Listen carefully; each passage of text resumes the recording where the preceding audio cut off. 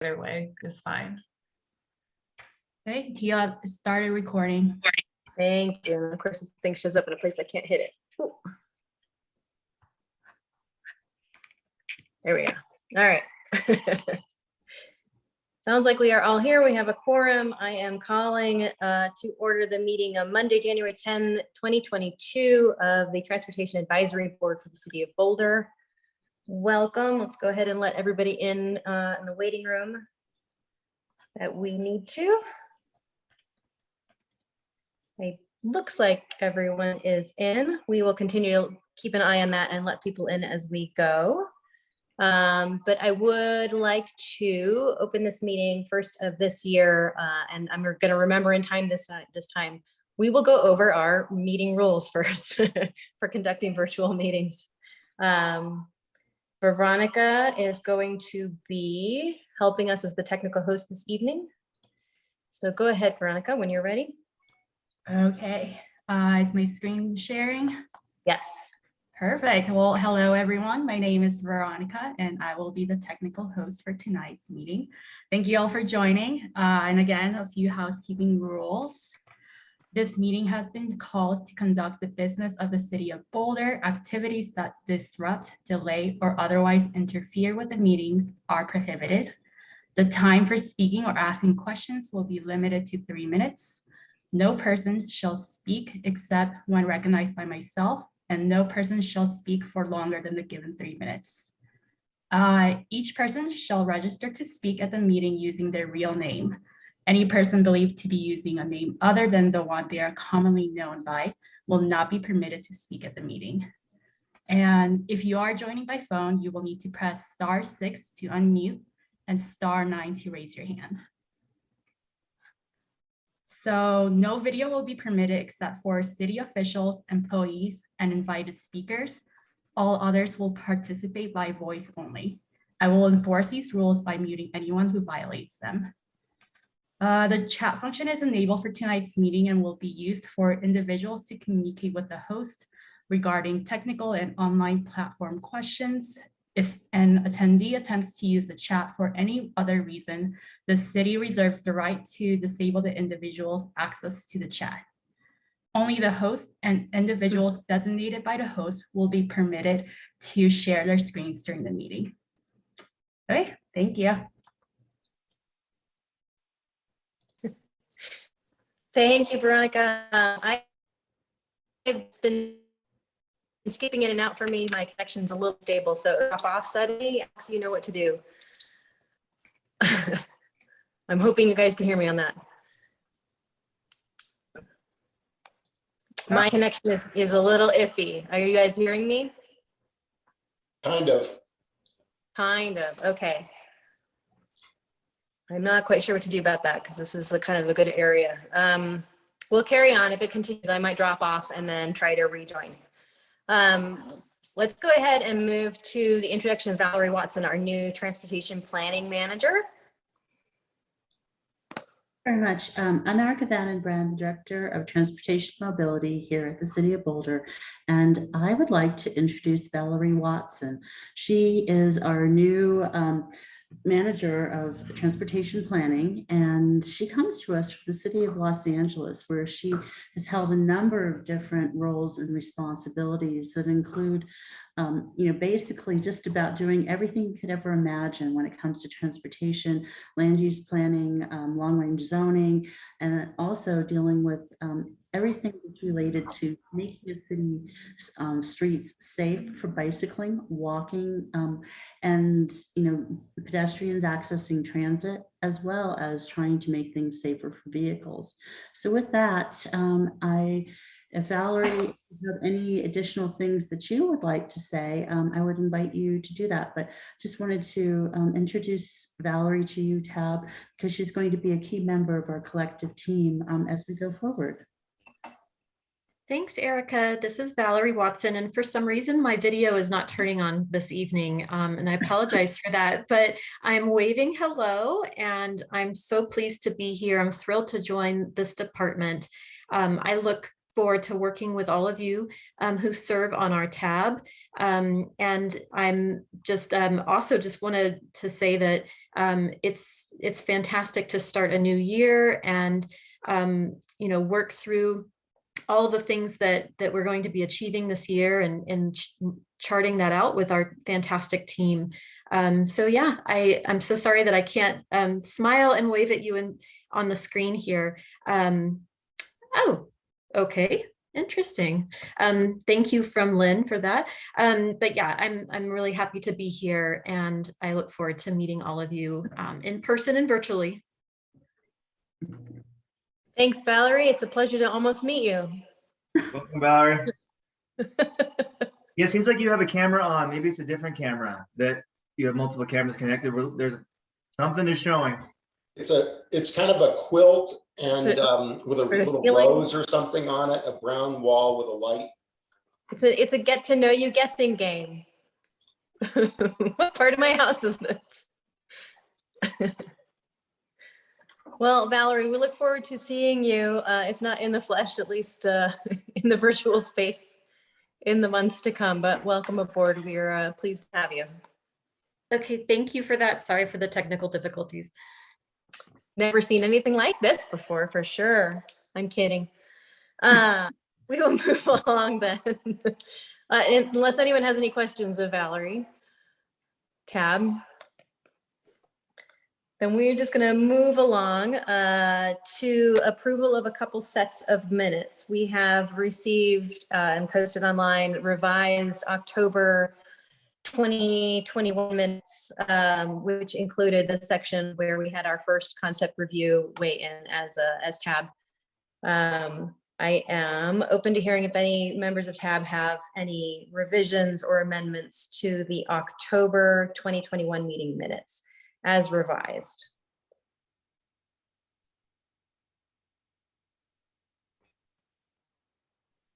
I don't see anyone. Sheila, I have a super quick comment. Yes, Mark. I want to thank Meredith for the very detailed and accurate recording of our October meeting with the item that went missing. Now that it's filled in, really nicely. So thank you. Emotion language, you mean? Yeah, with the most, just the whole thing, that Yep. that missing item is now there, and it's there in a way that I'm happy to move to approve the revised October minutes. Well done. I will second that. All in favor of approving the revised October 2021 minutes? I see 1, 2, 3, 4, 5 hands approved. Thank you very much for correcting that. I am, of course, curious if we have any insight about what happened and how such an item got dropped. But Alex, thanks again for catching that and bringing it to our attention last meeting. I wish I did have information for you, Tila, but we do have a transcript, so. Okay, yep. Good Correct. thing someone recorded this thing, huh? Okay, let's move on then. There were also a draft December 2021 meeting minutes. Does any member of TAB have any revisions or amendments to those minutes? Feel like, go ahead. Yeah, Mark beat you to the visual punch there. So Mark first and then Ryan. I'm just looking at my notes here, and under item 7, I believe it was matters from the board, there was a discussion about the protected bike lanes on Folsom, and they were noted as projected bike lanes. Oh, sorry. Small typo. Ryan, do you have anything else? Yeah, thanks. On open board comment, we had a pretty lengthy discussion about the amps and curb management, and I think it might benefit from just a kind of a summary sentence that says something like, TAB expressed concern that TAB has not been given sufficient standing and influence with AMPS initiatives, or something like that. I think that would capture what the conversation was about. I could repeat that or send it to the TAB Val.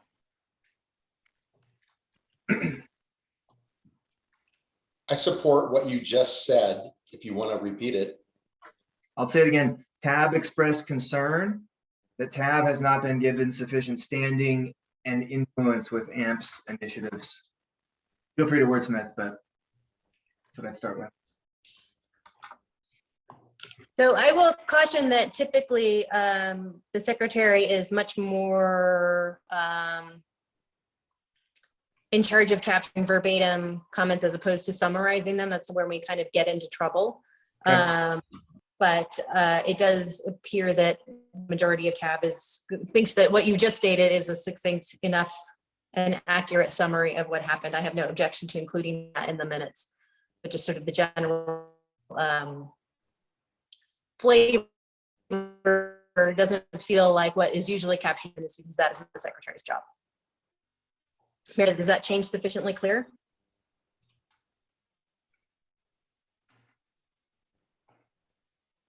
Okay, I got a thumbs up from Meredith. I'm going to interpret that as an amendment to the minutes. So there's a motion to amend the minutes as Ryan has just described. All in favor of the motion to amend?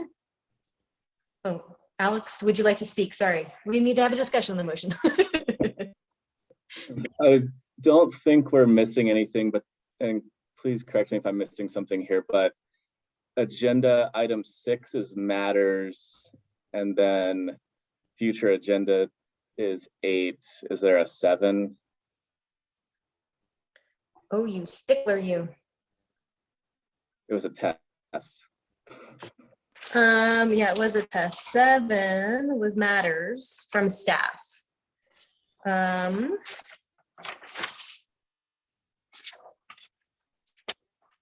Sorry, yes, 7 was future agenda topics. I was looking at the wrong agenda. So future agenda topics was 7 and 8 was adjournment. So I think just 8 should be 7. And then 9, 8. 2 open board comment. I think that item 8 from the board. I'm just looking at my agenda from that meeting.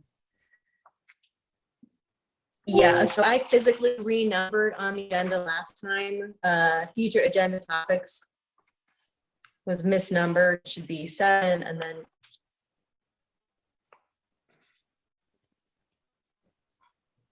so open board comment was 6B. Oh, and I see matters from the board. I'll fix that. You know, you got it. We're on there. But it was misnumbered on the original agenda. I didn't note it in real time. I just fixed it in by hand on my notes. Make sense? Okay, so as I said, I think we have on the floor a motion to amend the minutes as Brian Schuhart has suggested. Is there any further discussion on that motion?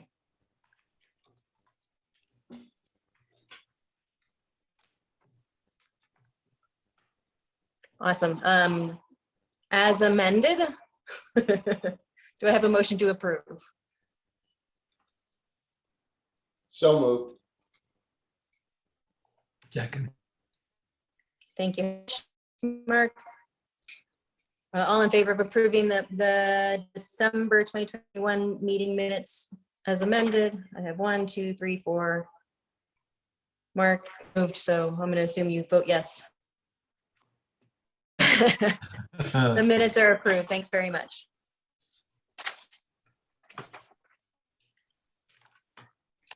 Okay, now we are at the public comment section. There is no public hearing item this evening, so if members of the public wish to tab or weigh in on matters that you think tab should be paying attention to, now is the time. Lynn Siegel, I see your hand up, but other wish to participate in public comment. This is a great time to raise your hand and let us know that you're waiting. And I will turn this over to Virga to manage. People have 3 minutes to speak. Awesome, thank you. Lynn, I will be asking you to unmute shortly. and I will be starting my 3-minute background. Yo, I just tried a persimmon. I didn't know what you do with those, but I think they're really good for you when they taste good. It's kind of strange. Persimmon, check it out. My bike crash, I think I told you about it, but you have bigger problems to solve because of that bike crash than Folsom Street. And I'm glad you said projected was wrong. It was protected because God forbid that we should have to go through that protective curb there again. Marnie Ratzel explained it to me today. Again, I needed to talk to her after the Rocky Flats meeting today because she's the alternate on the executive committee meetings. And so I was surprised to run into a blast from the past once again. Pretty cool. She's been around 20 years, Ryan.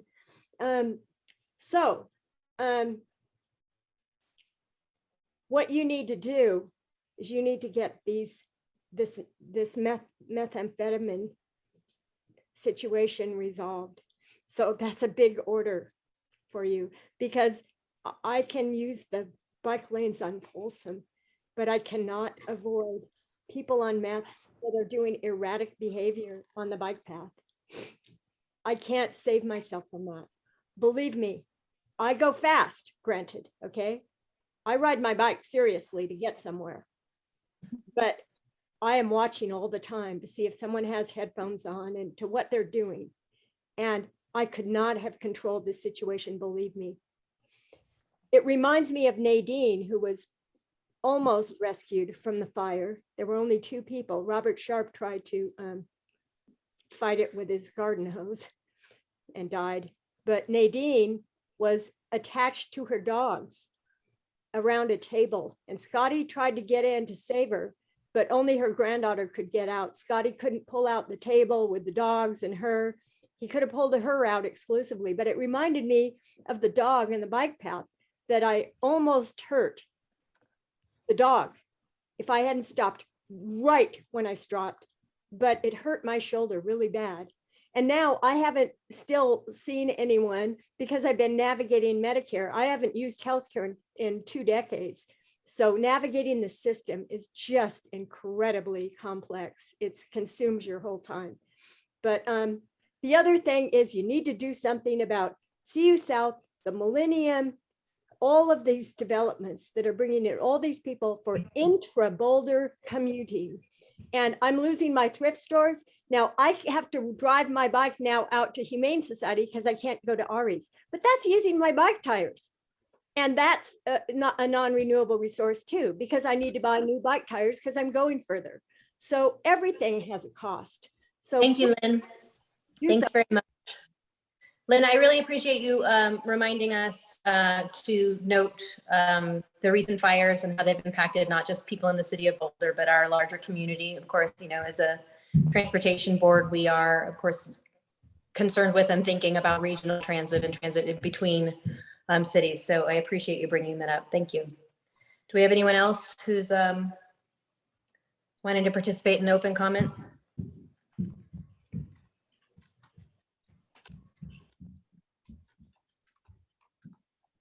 I don't see anyone else waiting for public comment. Okay, so hearing nothing else from Veronica, I will go ahead and close the public comment session. As always, we appreciate hearing from the members of the public. Thank you for coming this evening. The next item on the agenda is listed as an information item only. It was a pretty sizable part of our packet, but it was just sort of an update on AMPS, and what's called AMPS 2.0, but access management and parking services work and work plan for the coming year. I did ask that we have some time set aside to discuss it and to ask questions. I see that both Chris Jones, I think I saw the other Chris on here. I have to skip through, but at least Chris is here. Oh, there's Chris Hackman. Yes, I'm here too. You're at the bottom of my list for some reason. I have to scroll through a few pages, but they are available here if we have any questions for them or feedback generally on that item. So, but there's no presentation at the moment. Members of TAB, do you have anything for the Chris's?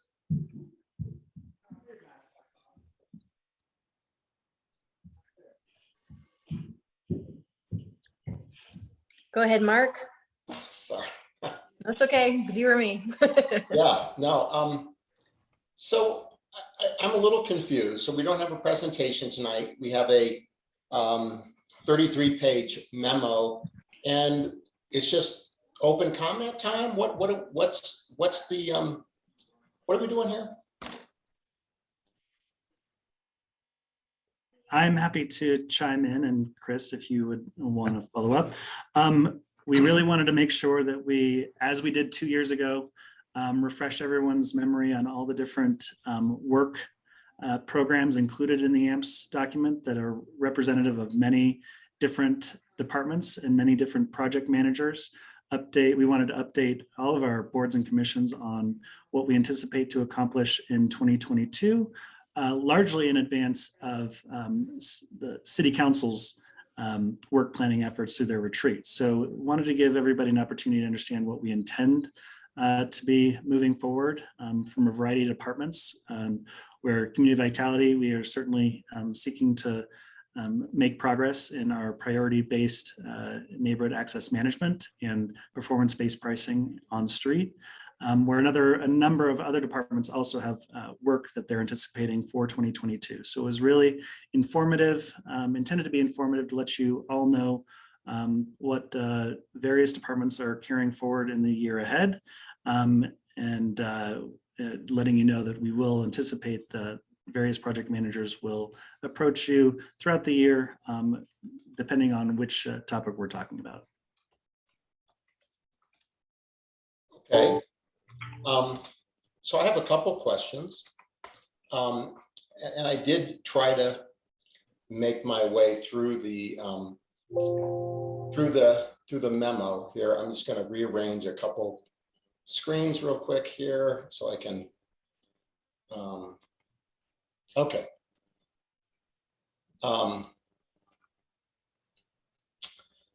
Does performance-based pricing? After reading the memo, I'm not sure exactly what that means. Does performance-based pricing equal pricing based on market value, or what?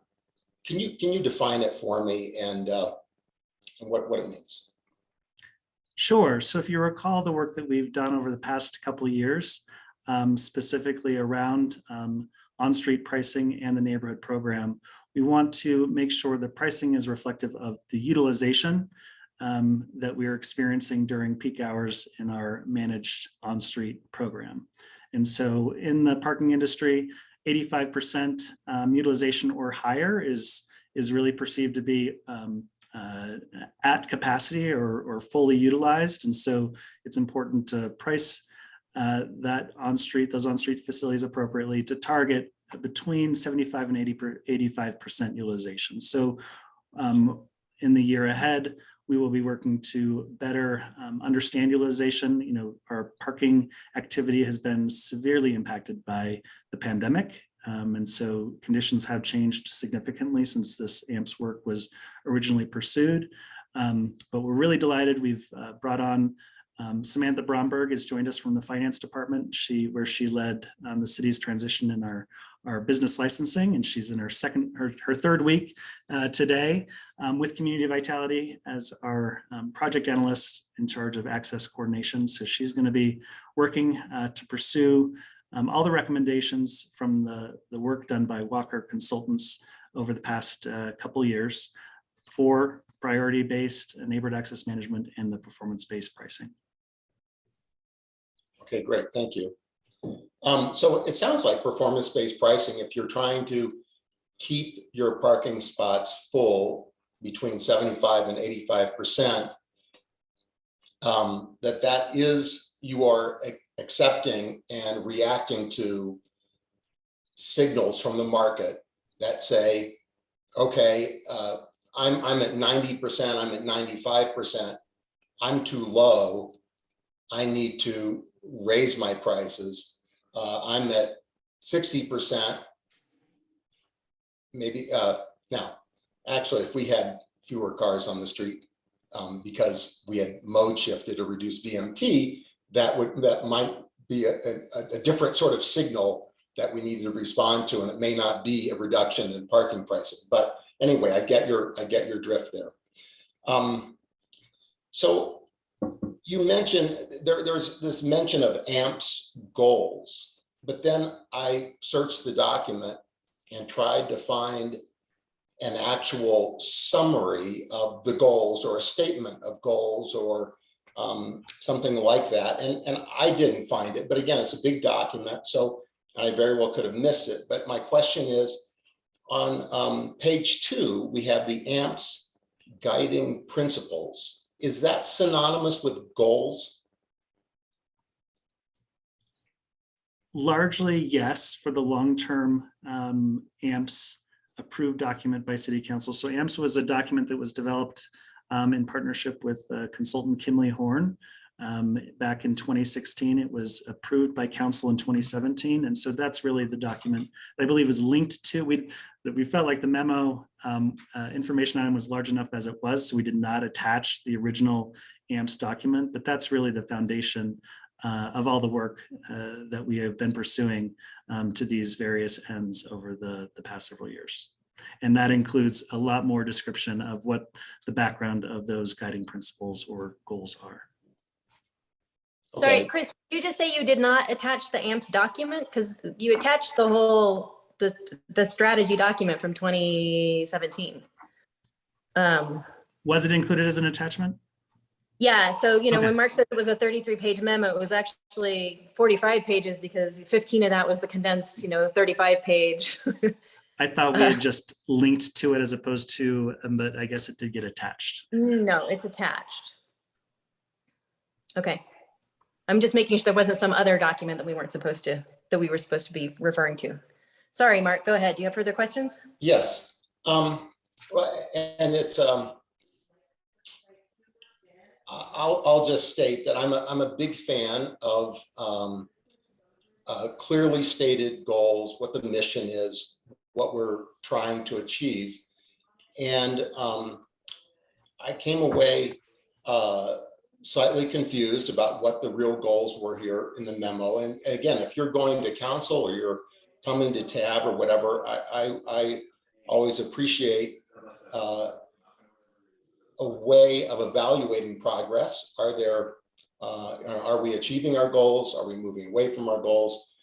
And so I struggled with this document a little bit because parking as a function of automobiles that are momentarily stationary and stored, we really don't mention any linkage to the transportation master plan. We don't really mention in any sort of significant goal way climate change, mode shift, VMT reduction, or really what a significant one for me for AMPS would be to say we are going to raise revenue enough that enforcement is covered, and that we take money from parking and we have it to apply to other goals, which would be equity goals, could be subsidizing eco passes, could be all, there's a million things that the department is short on revenue. And it seems to me that parking is one of those items that is a revenue generator. But if we're only generating revenue that doesn't even cover enforcement or barely covers enforcement, then that's a problem and should be corrected. So anyway, I would think that one of the ways to measure the performance of the AMPS program is in total, does parking not only pay for itself, pay for enforcement, but does it help us reach our other goals as stated in our transportation master plan? So I don't know if you guys have any comments on that. Well, Mark, I can start. Chris Haglund, Principal Planner. Certainly, one of the guiding principles listed on the AMPS website and what council approved is to plan for the present and the future.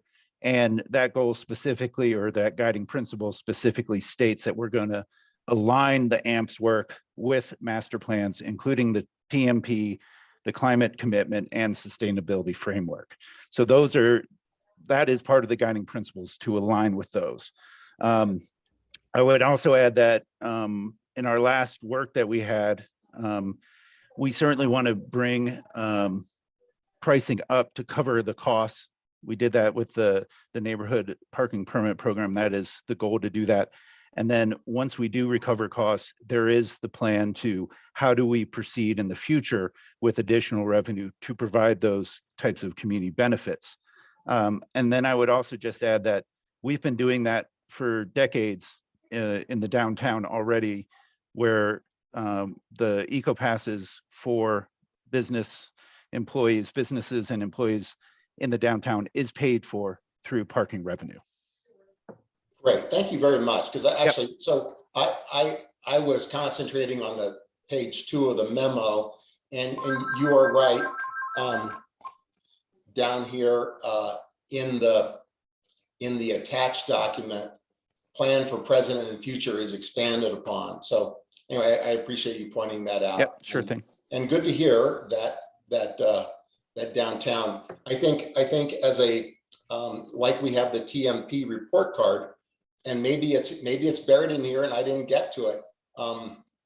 It would be nice to see the measurable metric of how, where revenue is in relation to cost, and where that revenue is being where it's going to help us reach our goals.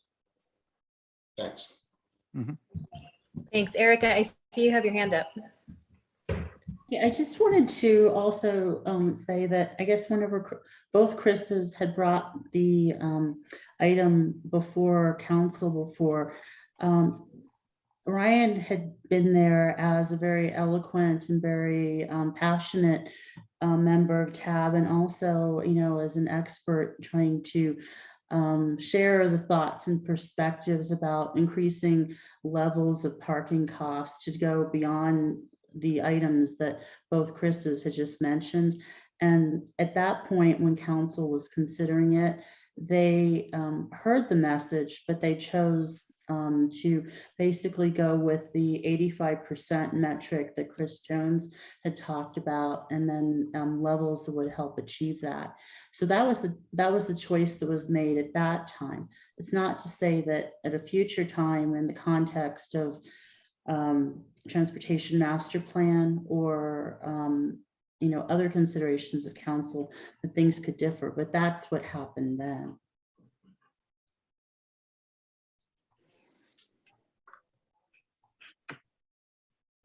You're looking at, can I jump in?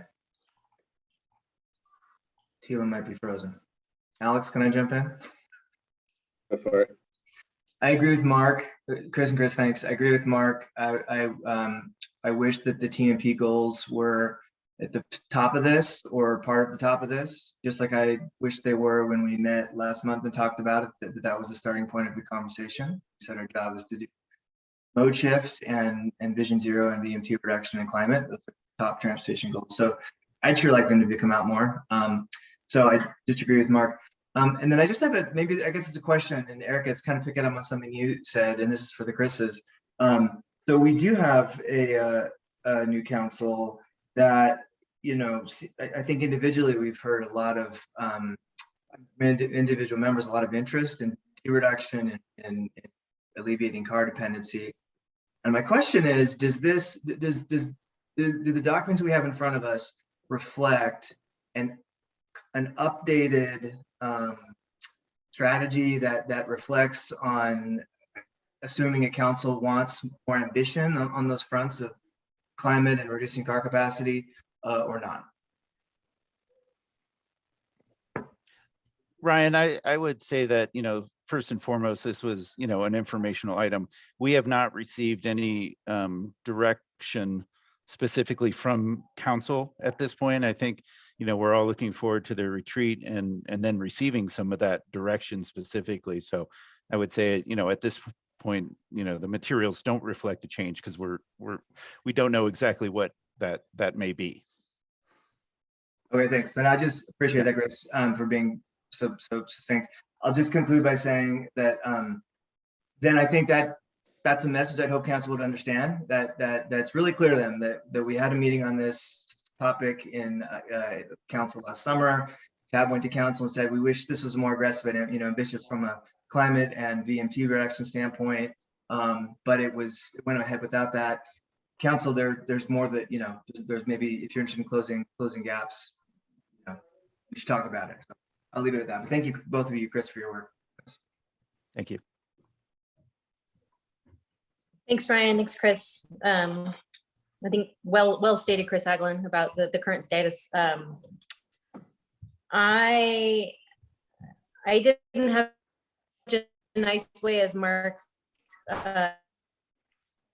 McIntyre is putting this, but I really struggle. And heck, you were talking about at times. This is not the first time the level of on. I don't know if you can hear me. you are breaking up a bit.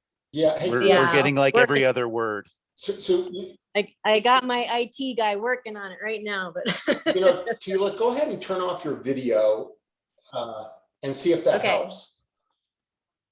okay. All right, I'm video free for the moment. Let's just see. But I consider myself fairly fluent in English and pretty good at reading things in a variety of styles. And for a number of sections here, I had no idea what you guys were trying to say or convey. And particularly if your work going forward is to try to communicate with the public and effectively talk to them about why we're making changes. Documents like this memo are not going to get us there. We have to do better at saying more simply, more succinctly, without extra verbiage, what we're doing.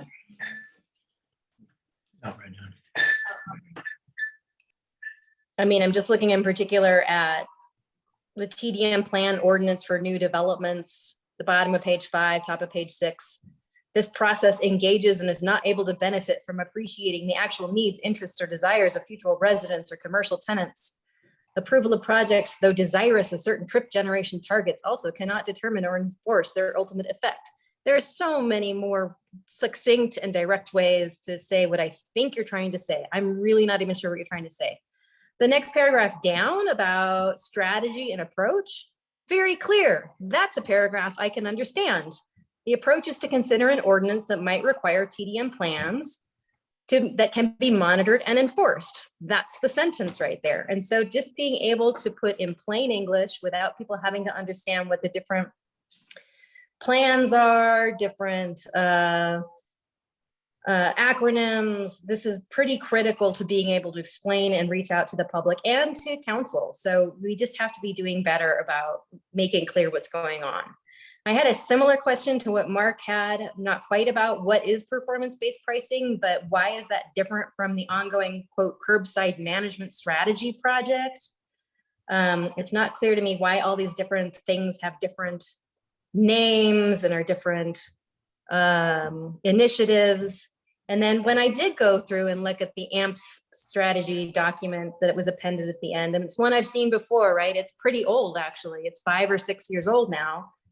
And I'm just kind of wondering, based on like what the progress that was reported in 2017, 2018, when that was finalized, and now, like really, what have we done? It seems like a whole lot of assessing, thinking about, gathering data, and I'm looking at what's going to happen here. We're still assessing, talking about, gathering data, doing public outreach. When are we going to stop planning to plan and start making some changes? And it's just not at all clear to me from this information item that there's a whole lot of action and a whole lot of change is going to happen. I think my final question was, I noted on the NPP item, saying the next steps at the top of the next steps on NPP, maintain the pause on new NPP zone requests. I know that TAB has asked that those new requests, that basically there be no new NPP zones established while we're kind of reimagining, to use your language, and trying to figure out how we're going to reform or amend the NPP. But to my knowledge, that's never been, that's not an invitation that's been accepted. We've only been told repeatedly, well, there are no pending applications. So can we be more clear? Is there actually a pause on considering new NPPs?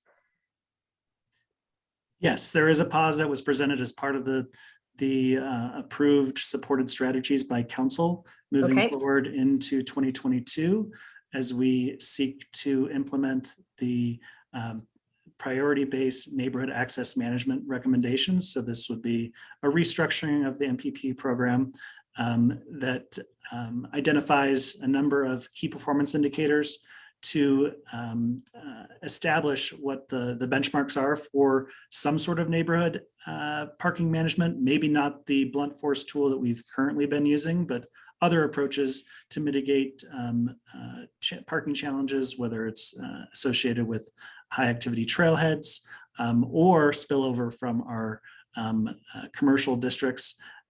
Just identifying that there might be other ways that we can mitigate some of the parking challenges that neighborhoods are experiencing. The current tool that we have available to us is maybe not the only tool that we should be pursuing. And so in the year ahead, we are both establishing and measuring those KPIs. And the hope is that by the end of this year, we'll have some key recommendations for you all and other boards and commissions to consider as we seek to implement changes in neighborhoods in 2023. Okay. Thank you. I guess my last question is, Chris Jones, I know you weren't here, and Hagelin, I'm not sure if you were on at the time or not, but we had a brief discussion about my and Ryan's experience attending the first Access Allies meeting last month, maybe in November. I forget what the date was, but I was wondering if you had any reaction, if you had a chance to hear our discussion on that, and if you did, if you had any reaction. It's fine if you didn't. Yeah, I'm sorry, Taylor. I was not in attendance. I did hear about it, and we did discuss it internally about how we can improve that process. And we've got an up and coming Access Allies meeting that we will surely address your concerns with that. Yes, next week. I guess my question, I mean, and Natalie and I spoke briefly about it, but my question at the last meeting kind of was like, why are we doing that outreach?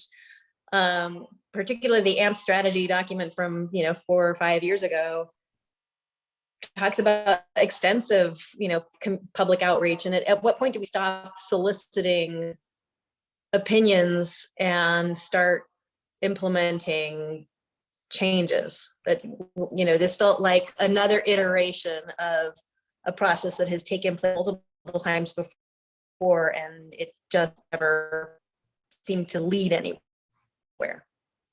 Hi, Tila, this is Liv Liu, and I can speak a bit to that.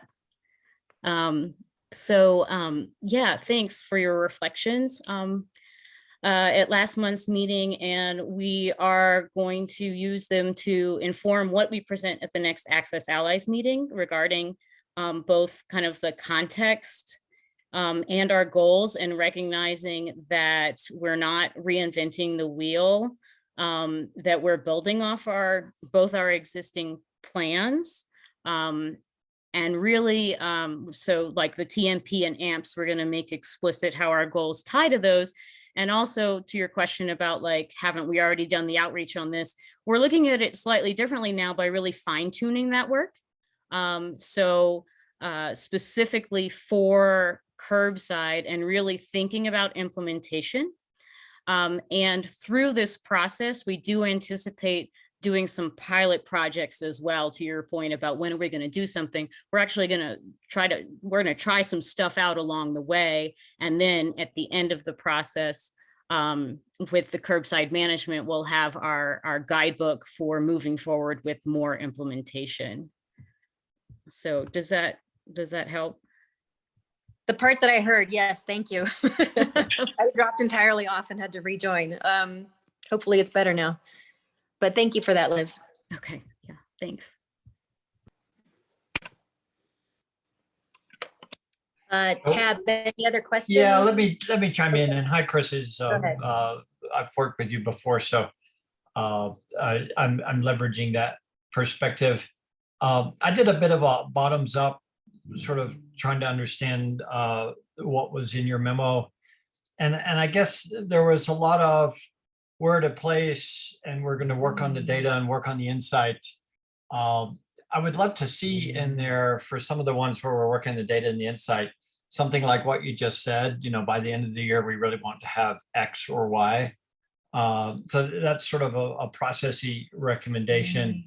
Then I guess my interpretation that it looked like there was 8 areas, some of which were, you know, keep doing what we're doing, like Chautauqua, some of which were like the civic area and the TDM for the civic area. I wasn't clear if there's anything new there, or if it's just we think that the programs might work, particularly as things come back to life post-COVID. I'd like to get that confirmed. Then there's one on a TDM ordinance that it sounded like it's more in study mode right now. There's one on changing parking codes, which sounded like it not only was in study mode, but there wasn't anybody available to study it. And then there was updating fines, which you know, a swipe was taken at it, but it was sort of done for now. And then there's the performance-based pricing that Mark asked about, which sounded like it was pretty active. The curbside management, which you just mentioned, which sounds like it's pretty active. And I know TNM folks are involved in that. And then the neighborhood access topic that we've talked about quite a bit. Is that the list, and B, is there a sense of priorities among those? You know, are most of the resources going to 1 or 2 of those? Or I'm not sure how to think about long lists like that, where a lot of it is we don't really have something big we're trying to get done this year. So I'd love any comments you have on that. And I apologize, is this a little bit repetitive with what the other folks asked? Yeah, sure. I can start off and address some of those. So when you mentioned the civic area TDM, you know, this is something that we put in place years ago. We've implemented. It was very successful. Redid parking management in the civic area and at the library, instituted a parking cash out program for employees, very successful. That, of course, was interrupted by COVID and the pandemic, and essentially most of those employees working from home. So we're going to see how we pivot, you know, once we start transitioning back to a different type of hybrid work environment. You know, with the TDM ordinance and parking code, these are 2 items that council asked us to link together. We've done a lot of work on those in the past, collected a lot of data. I have word from Planning and Development Services. They issued me this statement on the parking code update that said, at this time, the parking code changes for private property are on hold based on COVID staffing reductions and the loss of their code specialist. They anticipate that they will be beginning work on these items in the 3rd quarter of 2022, assuming that council does not reprioritize their work program later this month at the retreat. So that is the word from Planning and Development Services. You know, I plan on working on the TDM plan ordinance in conjunction with that parking code update as was requested by council. So hopefully we'll get that moving, you know, later this year. You know, curbside management, that is the #1 project that we're working on right now. That is going. We have tab members on the Access Allies, which you know that they've been attending. So that is the big project that's moving forward. Chris, I don't know if you want to provide an update on the implementation of those other ones. Sure, Hutch, I think you did a great job of summarizing a very complex memo, and I think the overall theme of the memo is that a number of different departments touch a number of different elements of the AMPS strategies. So while it's Chris and Chris coming to talk to you about AMPS, there are so many different folks that are involved in taking various elements of AMPS across the finish line. And so while curbside management is a top priority for transportation and mobility in the 2022 work plan, for community vitality, I mean, we largely are involved in the administration of parking when it comes to enforcement, and then our managed districts with our general improvement districts, and partnering as key subject matter experts in many things related to parking with other departments, whether it's planning and development services and parking code changes, or open spaces. They seek to better manage parking around trailheads. So with that, I'm really glad you brought up the graduated fines, as that's major progress that we had been talking about for a long time, that effective January of this year, we have doubled the base fine for basic parking violations. And if you violate multiple times, it graduates to $45 for the second violation and $60 for the third violation. And that's a big change from how we had been enforcing prior to this year, that we had talked a lot about, and we've made that change. It's been implemented.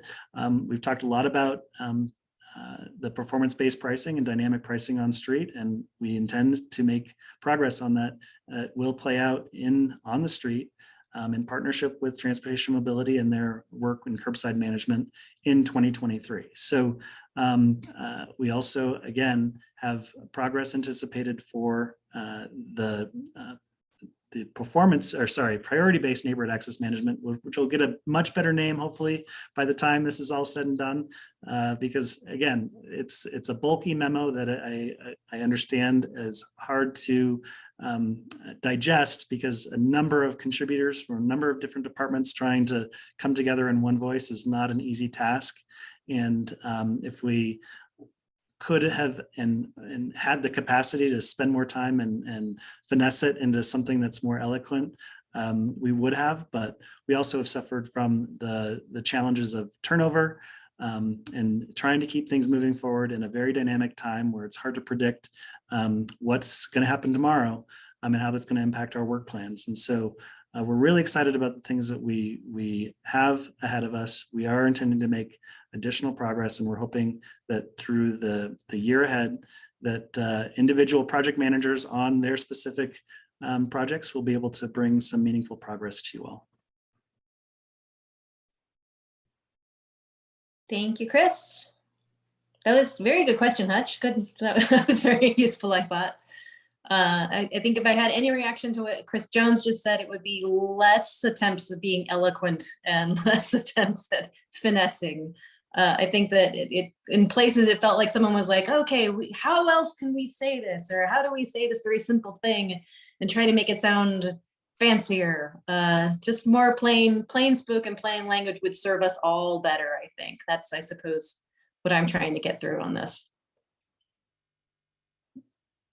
Any further comments? I do want to move along. Mark, quickly. Super quick. Lovely.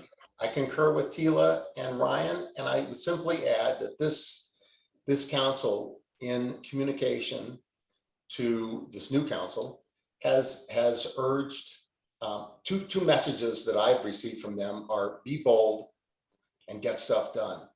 And I think that simplicity and clarity in goals and mission will help there. I know you guys worked incredibly hard on this, and I'm really appreciative of, this memo took a lot to write and to bring together. And I know that we have to honor what prior councils have done and the message that they gave. But this new council is telling us to be bold and get stuff done. And I like that message. So that's what I'm going to conclude on. Great, thank you. All right, that's going to conclude this item. Chris and Danny and other people who are here for this, thank you very much. I appreciate it. But we will move along now to the Safe Streets Boulder report. Let me see Devin's come online. Yes. And that's a meaty thing.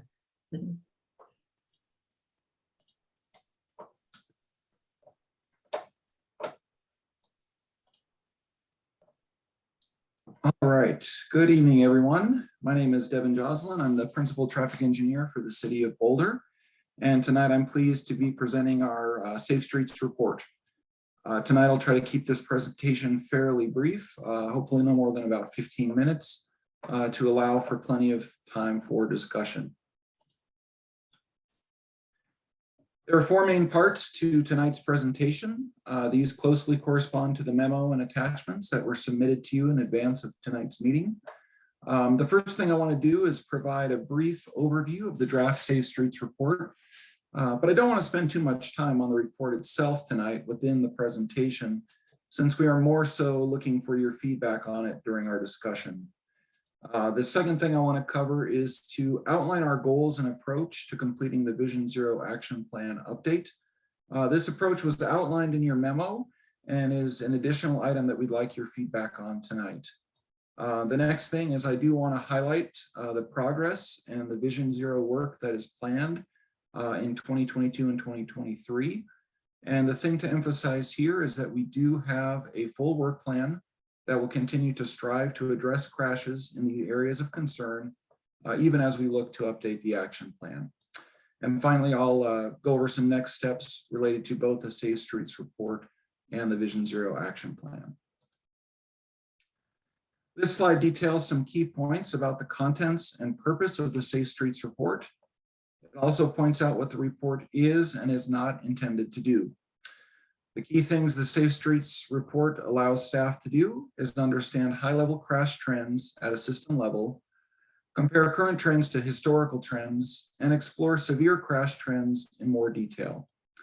The report sets the foundation for the Vision Zero Action Plan update, which we will use to document, identify, quantify, categorize, prioritize, cost out, and track progress of our countermeasure implementation.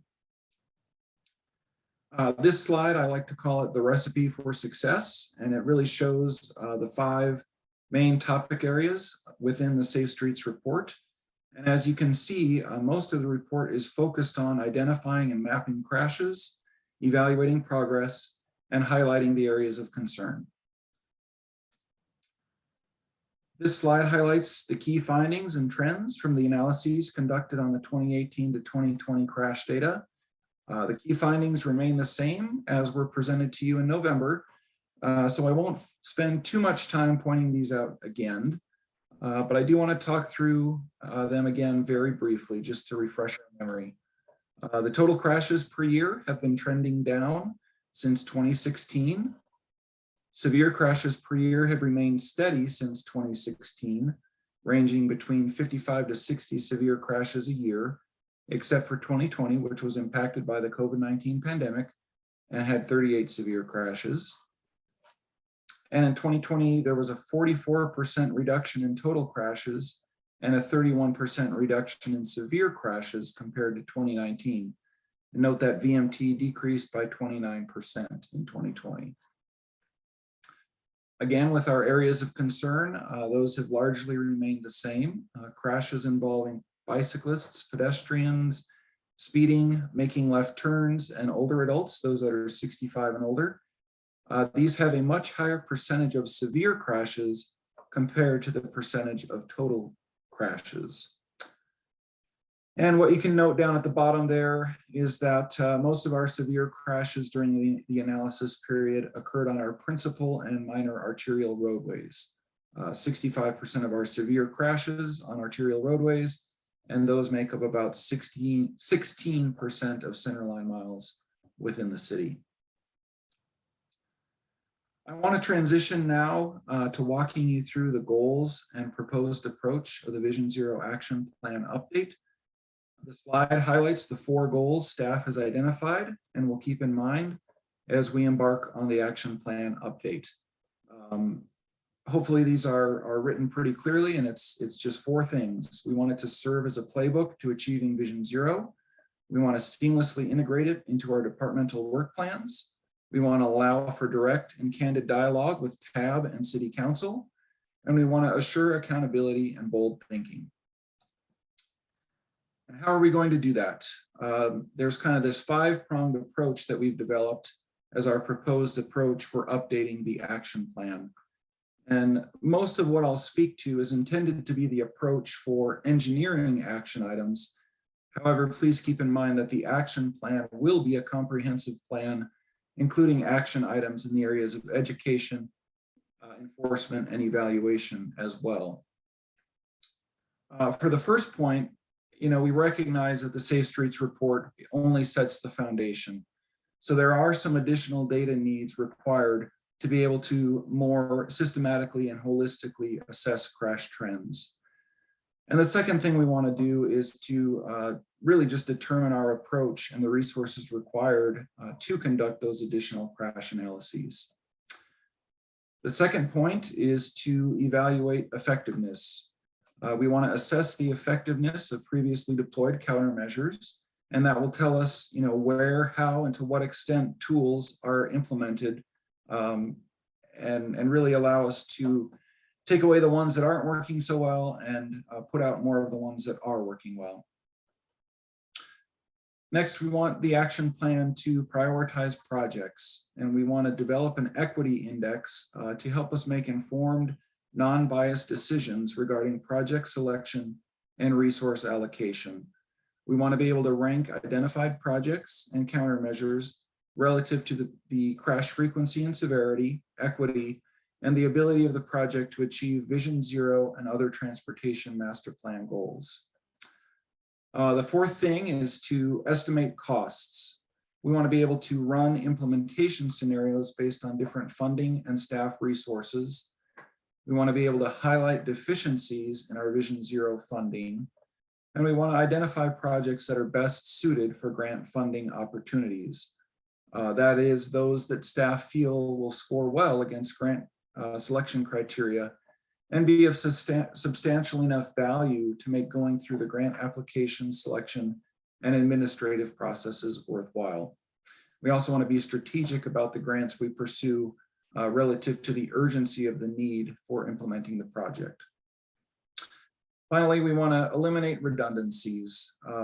We really want to be able to make the action items streamlined and delineated across focus areas. And we think that this will help us simplify our work planning and enhance our ability to track progress. So again, the work does not stop with just the Safe Streets report and the Vision Zero action plan update. There are many exciting projects these next 2 years that were derived from and aligned with the prior Vision Zero action plan. And again, the projects that I'm going to highlight are focused on continuing to address our areas of concern. And the last thing to note is that many of the highlighted projects are grant funded. And while we strive for immediate action, grant funding can take time. So this map is a map of the highlighted locations with planned improvements in 2022 and 2023. And these are primarily the same projects that were highlighted as upcoming projects within the draft Safe Streets report. And as noted in your packet, these selected projects tie to the action items in the prior Vision Zero action plan and are geared toward continuing to address crashes in our top areas of concern. The map reflects the current phase each project is in this year. The safer signals, DRCOG, RTO&T, HSIP, and other signal improvements are shown with a combination of both dots and specific both dots at specific intersections and lines showing the limits of corridors where signal improvements are planned. Again, we were very fortunate to receive over $3 million in grants to make these signal enhancements over the next few years that will serve to improve both the safety and efficiency of our signal system. And just wanted to note that NSMP and other citywide studies and evaluations are not shown on the map, but hopefully this map is a way to bring the table that was in your packet more to life and to show you the extent of work that we have planned these next couple years. So now I want to walk through those projects in a little bit more detail and show how they tie to the areas of concern within the Safe Streets report. So with respect to people walking, you can see that we've got 7 projects that we feel will address this area of concern. The 28th Street Bat Lanes is currently at 75% design, with construction anticipated to start later this year. 28th Street in Colorado, we just kicked off the design phase of the project, and construction is planned to start next year and go through early 2024. The 30th Street and Colorado Avenue Underpass and Protected Intersection project is currently under construction. Baseline Road and Canyon Creek Crossing upgrades will be designed this year and constructed next year. Same for Baseline and Mohawk. Lehigh Safe Routes to School, construction is planned to begin soon, and the CMPI grant pedestrian crossings are planned, construction is planned to begin in a few months. With respect to people bicycling, you'll see that there are some projects that overlap and are anticipated to address multiple areas of concern. But on this slide, in terms of the projects not covered on the prior slide, we find the Folsom Street and Pine Street intersection improvements, which are planned to be designed this year and constructed next year. And the 30th Street vertically separated bike lanes, we recently kicked off the design phase of that project. In terms of people speeding, 4 main projects that we feel will address this area of concern. We have the CMPI grant speed limit setting and signing framework project, which will kick off middle of this year once funding becomes available. NSMP work is of course ongoing. The 20 is plenty evaluation. We're aiming to provide you with an update in the next month or 2 on our findings from the evaluation. And the VZIP evaluation, we're expecting to come to tab in May to present that to you. In terms of people making left turns, we see 6 projects, again, mostly tied to those signal improvements that are planned to address people making left turns. And those will be designed this year and constructed next year. But really, all in all, you can see that this is a very busy year in terms of projects, both in the design and construction phases. So many of our signal projects that I highlighted, I just want to note that those will be designed this year and constructed next year. So they'll have to continue to be patient with us for those improvements to be fully implemented. So what are some next steps for the Safe Streets report? 4 main things. The report has been posted on the city website, and we plan to promote that via social media. We want to incorporate your feedback that you give us tonight to revise the draft before we present it to City Council on February 15th.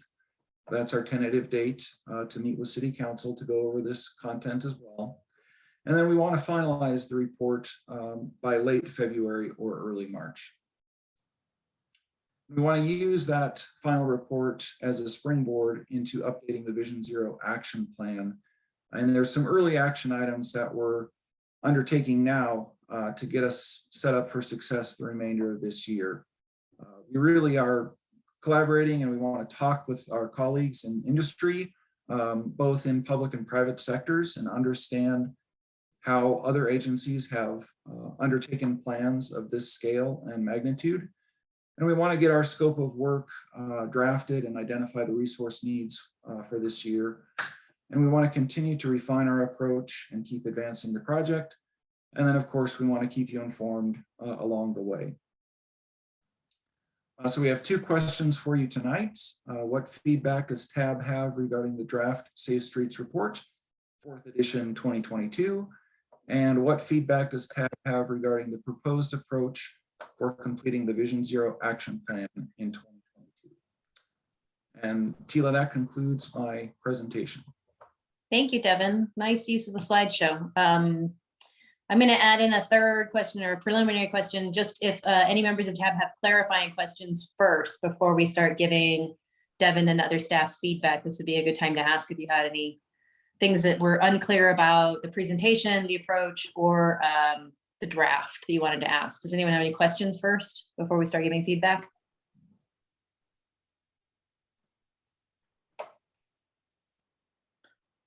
Mark's raising his eyebrows, though he might have a question, but.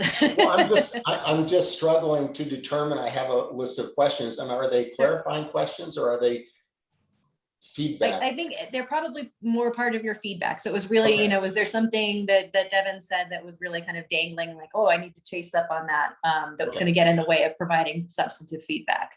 So it doesn't look like anyone does. I do. Just Okay, Hutch, go ahead. a quick one. The crash location stuff has intrigued me, and I think I asked a related clarifying question last time, which is, of course, we're in the context of Vision Zero, so no severe crashes are good, but I don't have the background to say whether these numbers of severe crashes in this many miles of this sort of road is good or bad or this or that. Do you, and this isn't something that has to be in the report, but I know that question comes up to me. I'm not calibrated on whether this is good, bad, indifferent, average, whatever. Yeah, that's a very good observation, Hutch, and that is something that the action plan will dive into in a little bit more detail. Again, the Safe Streets report really just kind of provides the high level summary or trend comparisons between 3-year periods.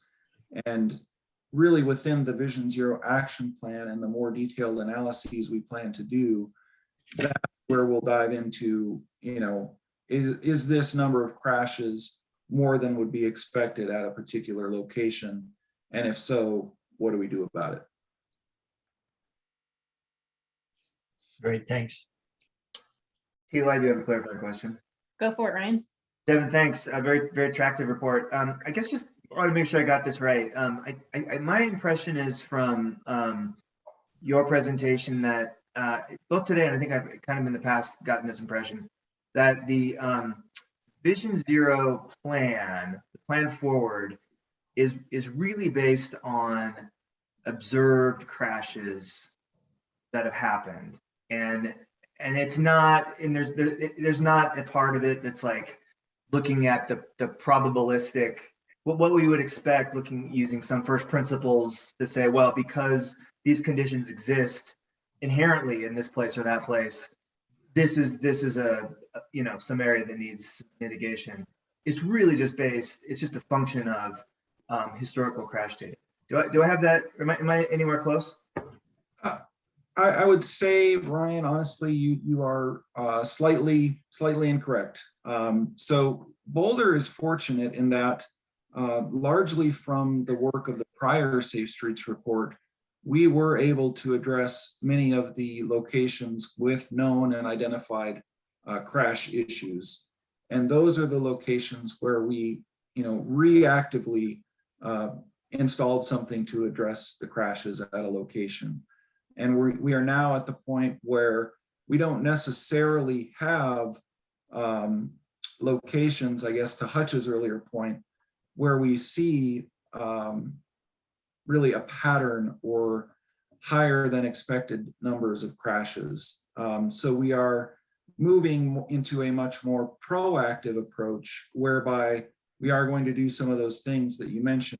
We will look at different features of the roadway and different things that may lead to future crashes, and then proactively deploy a strategy to address them, hopefully before they happen. And are those principles either summarized here that I've missed or summarizable, or is it just like, no, this is super?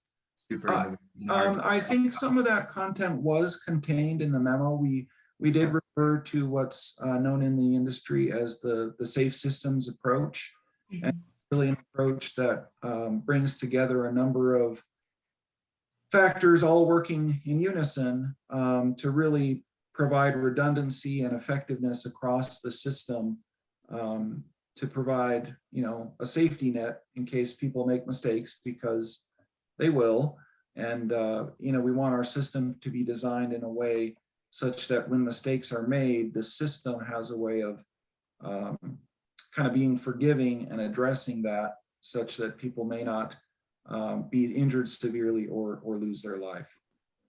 And I think we also spoke to it to a certain extent in the memo where, we certainly within the action plan want to take a closer look at the causal factors related to some of the crashes and tie those to the geometry and other conditions experienced where the crash occurred. Okay, thanks. Several of us were around, thanks Devin for that, for moving us to the other format.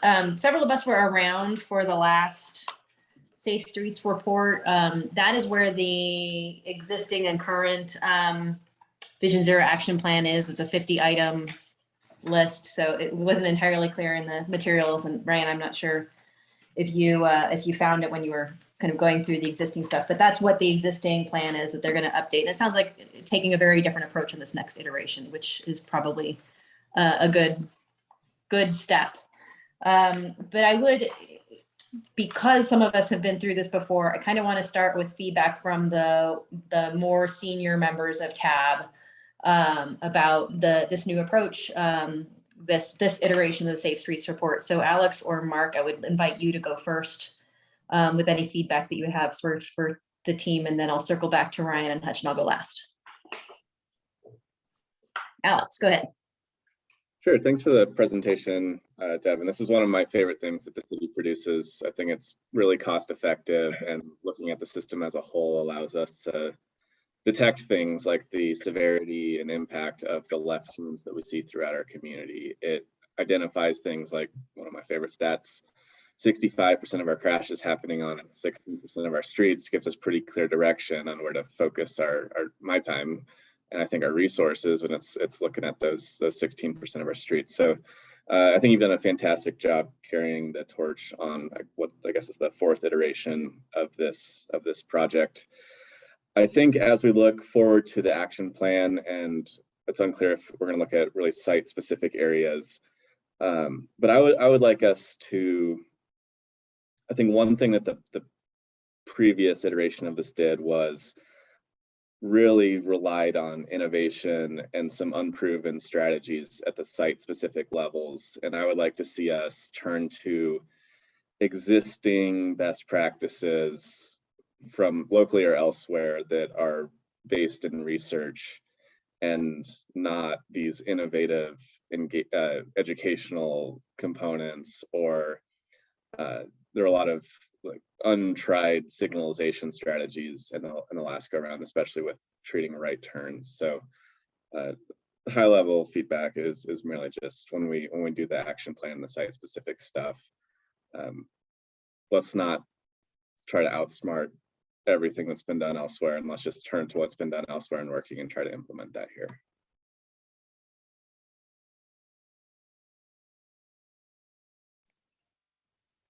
Thanks. Mark, do you have any input?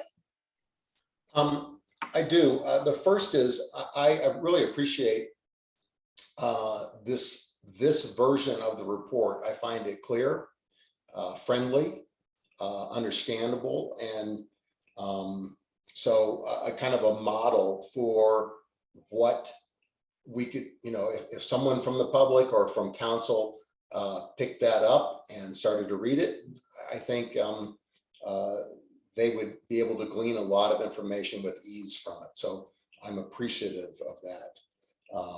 And I think it's much better than the version that was presented just a couple months ago.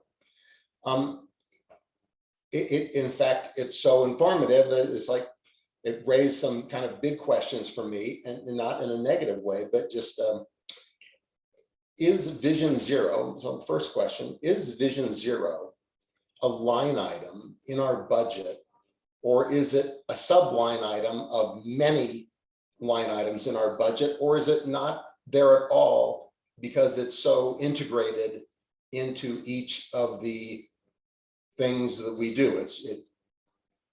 Anyway, that's my question.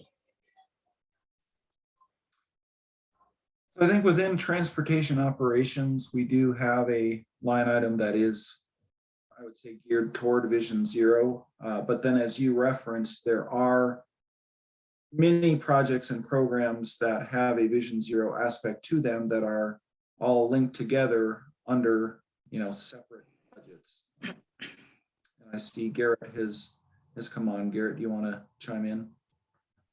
Yeah, Garrett Slater, Principal Transportation Projects Engineer. And I just wanted to add, in addition to Devin's remarks, that we have line items within the capital improvement program specifically identified for Vision Zero enhancements and implementation.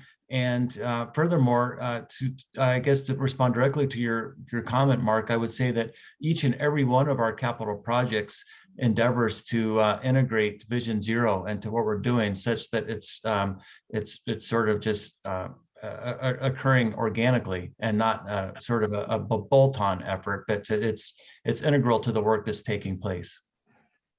Good. That's the answer I was kind of hoping for. On one hand, that's what I hope for. On the other hand, it's always nice to be able to say, hey, we spent this much money on this activity. But yeah, if we're doing things right, then it should be in a portion of everything we do.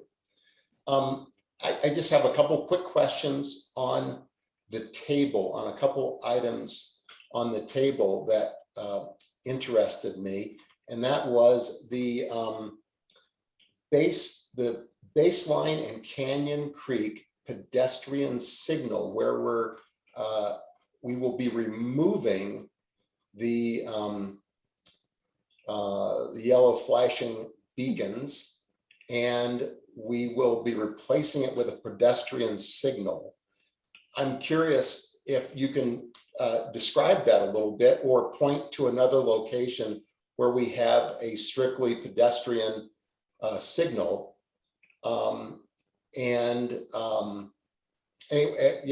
Anyway, and what determined that at that location we were going to get rid of the RRFBs? Sure. So I think it is noted on the maps within the Safe Streets report, but we've known that the RRFB at Baseline and Canyon Creek, there has been a severe crash trend that presented itself at that location. And it was attributed to some extent, I would say, to the way the RRFB operates. And, perhaps from both parties, the entering pedestrian or cyclist, as well as the motorists, kind of this inability to work together, if you will, that there was sort of this failure to yield or failure to understand and react to the RRFB indications, and that resulted in severe crashes. So the way to mitigate that we decided was to apply for the grant to allow us to build a full traffic signal to facilitate pedestrian crossings across Baseline in that location. And the signal will be located a little bit to the east of where the current RRFB is located. But an example, of a full pedestrian signal that I can think of that came to mind right away was along Arapahoe, just to the west of 22nd Street, there at the Naropa campus. That is a full pedestrian signal kind of located mid-block, intended to serve pedestrian crossings. And how does that sort of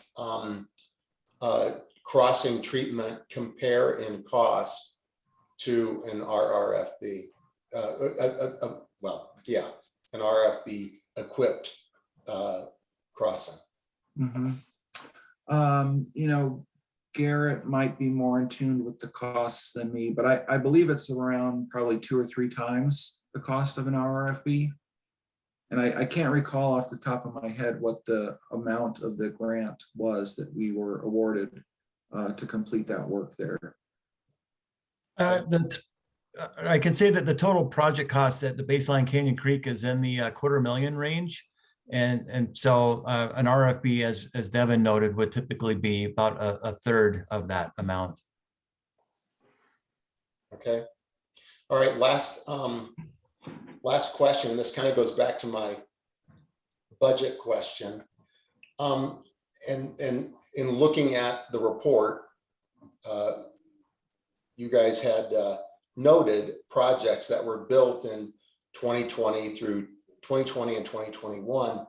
And that was a nice group of projects.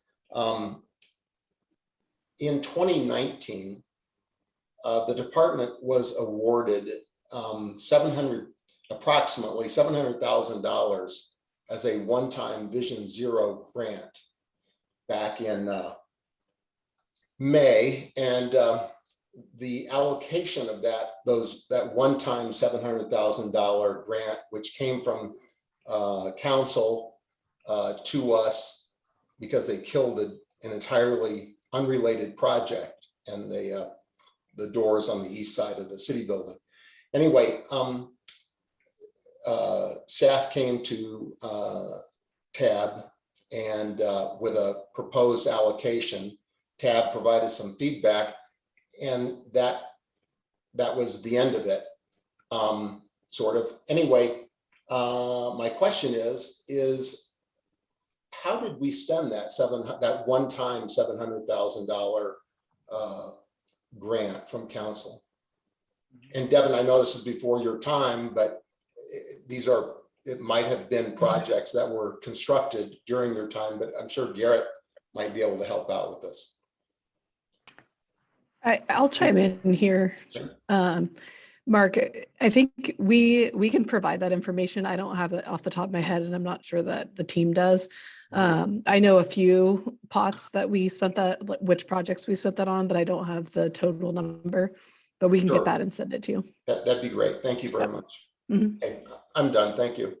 Can you send that to the whole board, please? Thanks. Thanks, Alex. Thanks, Mark. Brian, do you have any feedback on these items? Thanks, Tila. Just a couple questions, Devin. First, okay, so I am thinking about the school system. BVSD they have a Safe Routes to School program. It's a publicly sponsored or overseen initiative. And I don't know of any other programs like that. So it seems like that really stands out as a kind of a, non-transportation department, Safe Routes initiative. Do I have that correct, or like that it kind of stands on its own like that? Or are there other programs like that for this with the city? I think that's generally correct. I mean, we do have a program that looks at missing sidewalk links as well, trying to make those connections where necessary. And Garrett, I saw you unmuted. Did you have something to add as well? Right. I wanted to note that the Safe Routes to School program is actually made possible by the Colorado Department of Transportation, or CDOT.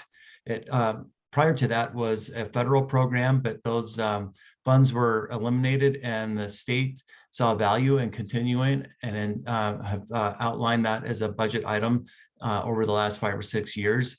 And so communities and school districts are able to compete for the Safe Routes to School grants.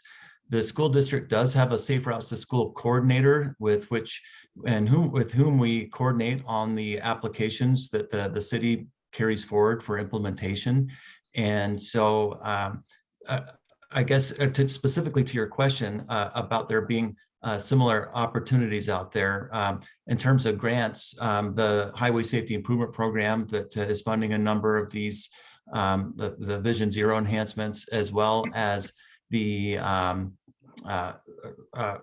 safer Main Streets opportunities and revitalizing Main Streets opportunities that the state has provided is another example of that. And then there's also another program the state has called Transportation Alternative Programs that are all geared toward improving bicycle and pedestrian safety. Got it. Okay, thanks. So thank you for that. And that was kind of a lead up to the direct question, which is I was thinking that as far as existing local initiatives under the city or the county, that this BVSD, I mean, it's really one of the big ones. Is there anything in this? Has there been any coordination or engagement, with the district through that program with respect to what their needs are, what they're seeing, or I don't know, any coordination that's worth mentioning, or is that separate from this? I would say we have, regular coordination with BVSD. Transportation operations staff and planning staff does have a regular standing meeting with BVSD representatives, wherein we go over, identified issues within the district related to transportation. Okay, so that's the way that it shows up, is more of just sort of integrated, organic. Okay, thanks for that. My one other question is top of mind now because it's wintertime and snowy and icy out. But when I look at the framework here, thinking, just top of mind is snow and ice removal and anyway, I'm just curious from a priority standpoint, how important is winter operations of snow and ice removal to this? Is this for safe streets? I mean, is it sort of like feature pretty high on the list for you, or is that kind of I don't know, it just doesn't, as far as actual crashes and what you'd expect is to be an issue? I think it is something we look at when we get into the causal factors. And certainly if we saw a pattern emerging at an intersection that could be attributed to snow and ice and either frequent spinouts or an inability to start up or, things of that nature. I mean, the hill at Broadway near Linden, I think, is one example where we've made some changes there during snow and ice events. That signal at Linden, I think, is put into flash, and it flashes yellow on Broadway and red on Linden. And that was a change that was made to allow southbound motorists on Broadway, they don't have to stop at the signal there coming down the hill. So that is something that I would say is considered, although probably somewhat indirectly, only in the way that we would look at a crash pattern and attribute it to snow and ice in some way. Okay, and that would be engineering. I'm looking at the 4 E's. Is operate snow and ice removal operations, that's engineering? Is that where that goes? That might honestly fall somewhat outside of the 4 E's. I think there's another category sometimes in Vision Zero plans that's referred to as programmatic. And I think that would be, something of how we structure our programs and run them and fund them in the most efficient way possible. Okay. Yeah, thanks for that, Devin and Garrett. I don't have anything else other than to say, I know this is a topic that Mark has talked about in the summertime, and I'm glad that he has. And for now, for me, that's top of mind. But just to say that it does seem like, from a probabilistic standpoint, that snow and ice removal is pretty important for this.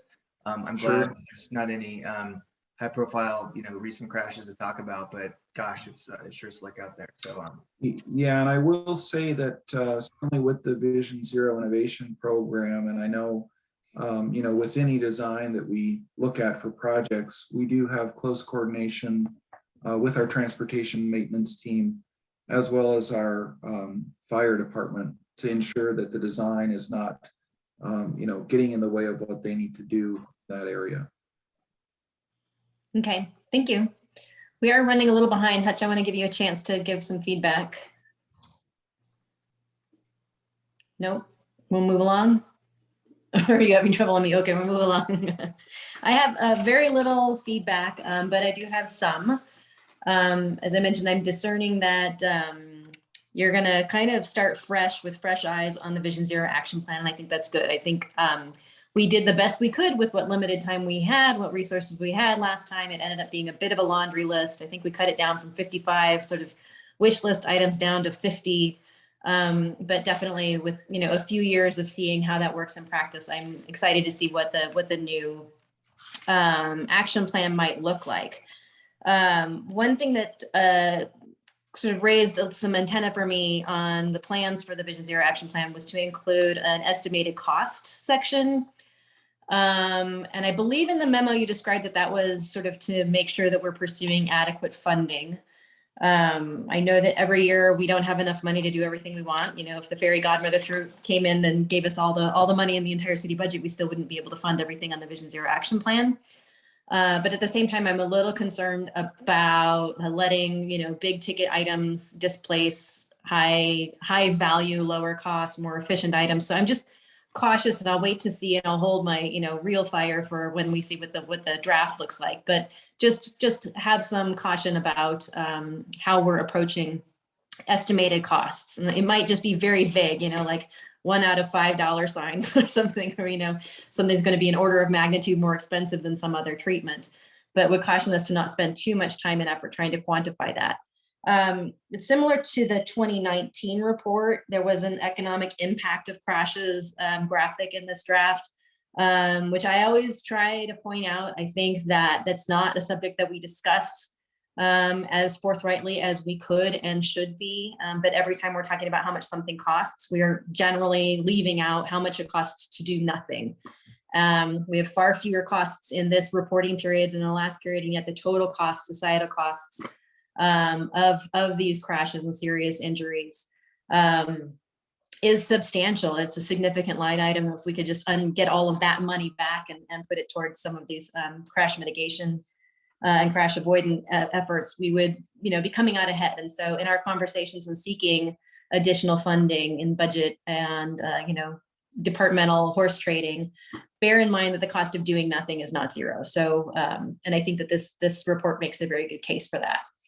A couple of specific things on the draft. The infographics on evaluating what has been done to date, looking at page 9 of the draft, those little icons, the pedestrian, bicycle, speeding, left turn, and impaired, it's a little confusing to me what those are supposed to be conveying. I didn't find them very helpful because I kind of looked at this for a while and I still am not sure what that's supposed to be telling me. It's certainly not helping me prioritize or make much sense. And then some of these line items have nothing on them. There must have been a pedestrian or a something, or I don't know. I don't really understand what those graphics are doing. In general, I was a little disappointed at how dense the text was on some of these pages. I do think I like looking at the stuff. I like reading it. I find it very interesting, but to the average person and perhaps to the average city council member, it might be a little too much information. I think that the pages like pages 14 and 15, the maps are a little small, but in general, the clarity of the graphics are pretty good and pretty self-explanatory, and we could definitely do some work. It's not on the same scale at all as what I was critiquing the AMPS memo on, but there are a number of places like on page 14, 15, all the text in the yellow that can really get simplified and cut down. If there's time and if you're interested, I would love to get a paper copy, and I'm happy to mark this up, and Liv has seen me do this before and probably will tell you don't let her do that.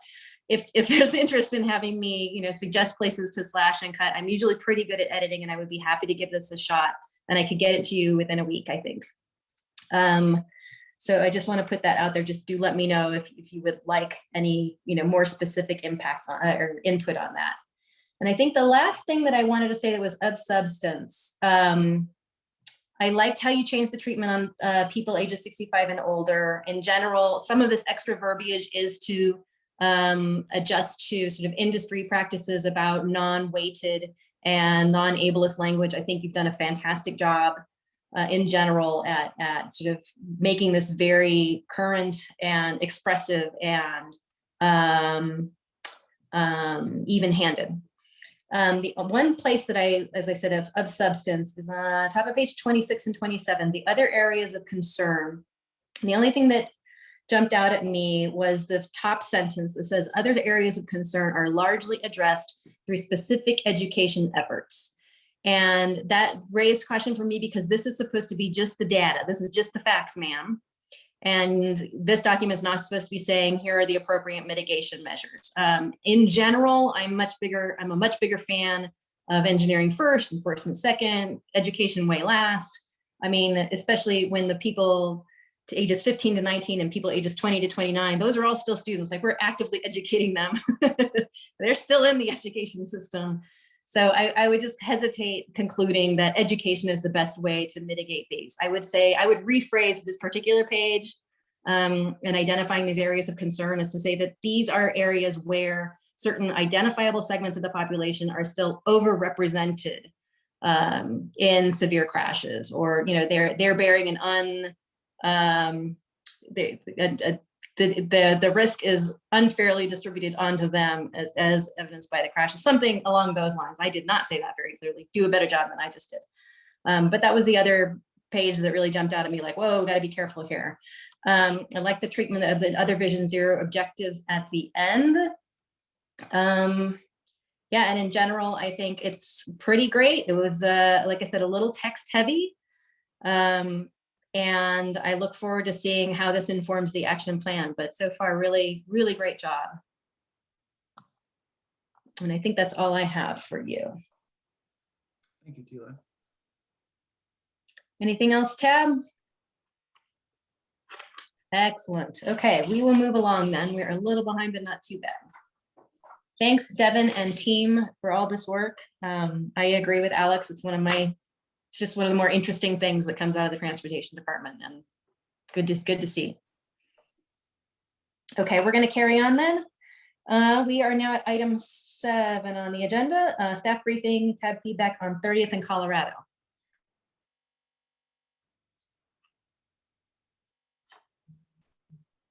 Can everyone see my screen? Yes, sir. Hi, Tab. My name is Ryan Knowles. I'm a senior transportation planner here at the City of Boulder. And this evening, I'm just going to highlight 2 projects that we recently kicked off and their relationship to the 30th and Colorado corridor study, which we have been implementing over the past several years.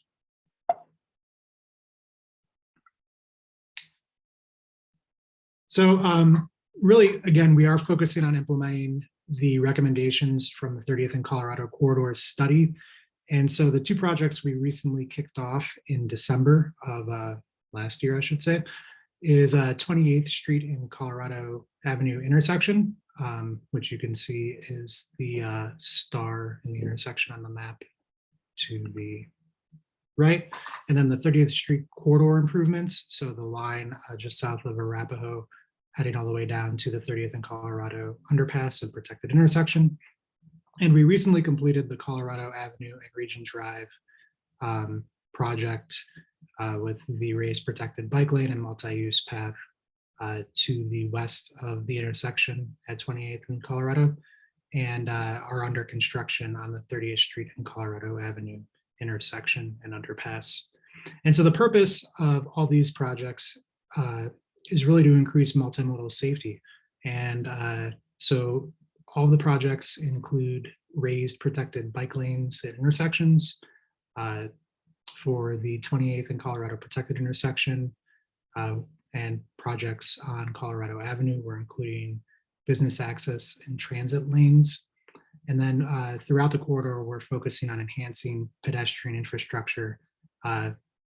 So in addition to the 2 projects we just kicked off, we have another project at 30th or just east of 33rd Street and Colorado Avenue, which is going to be funded through a CMPI grant from Dr. Cog, and that will be an enhanced pedestrian crossing.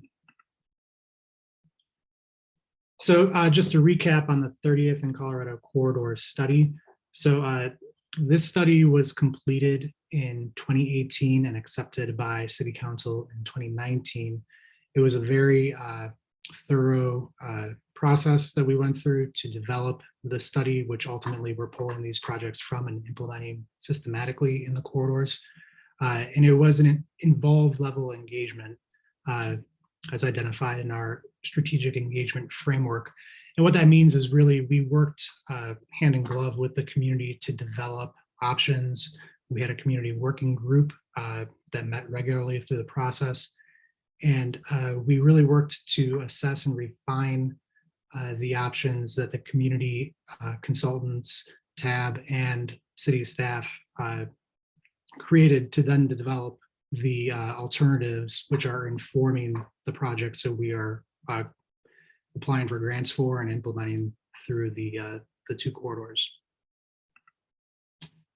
So just to put a little bit of a finer point on that, for example, on Colorado Avenue, you can see the alternatives that we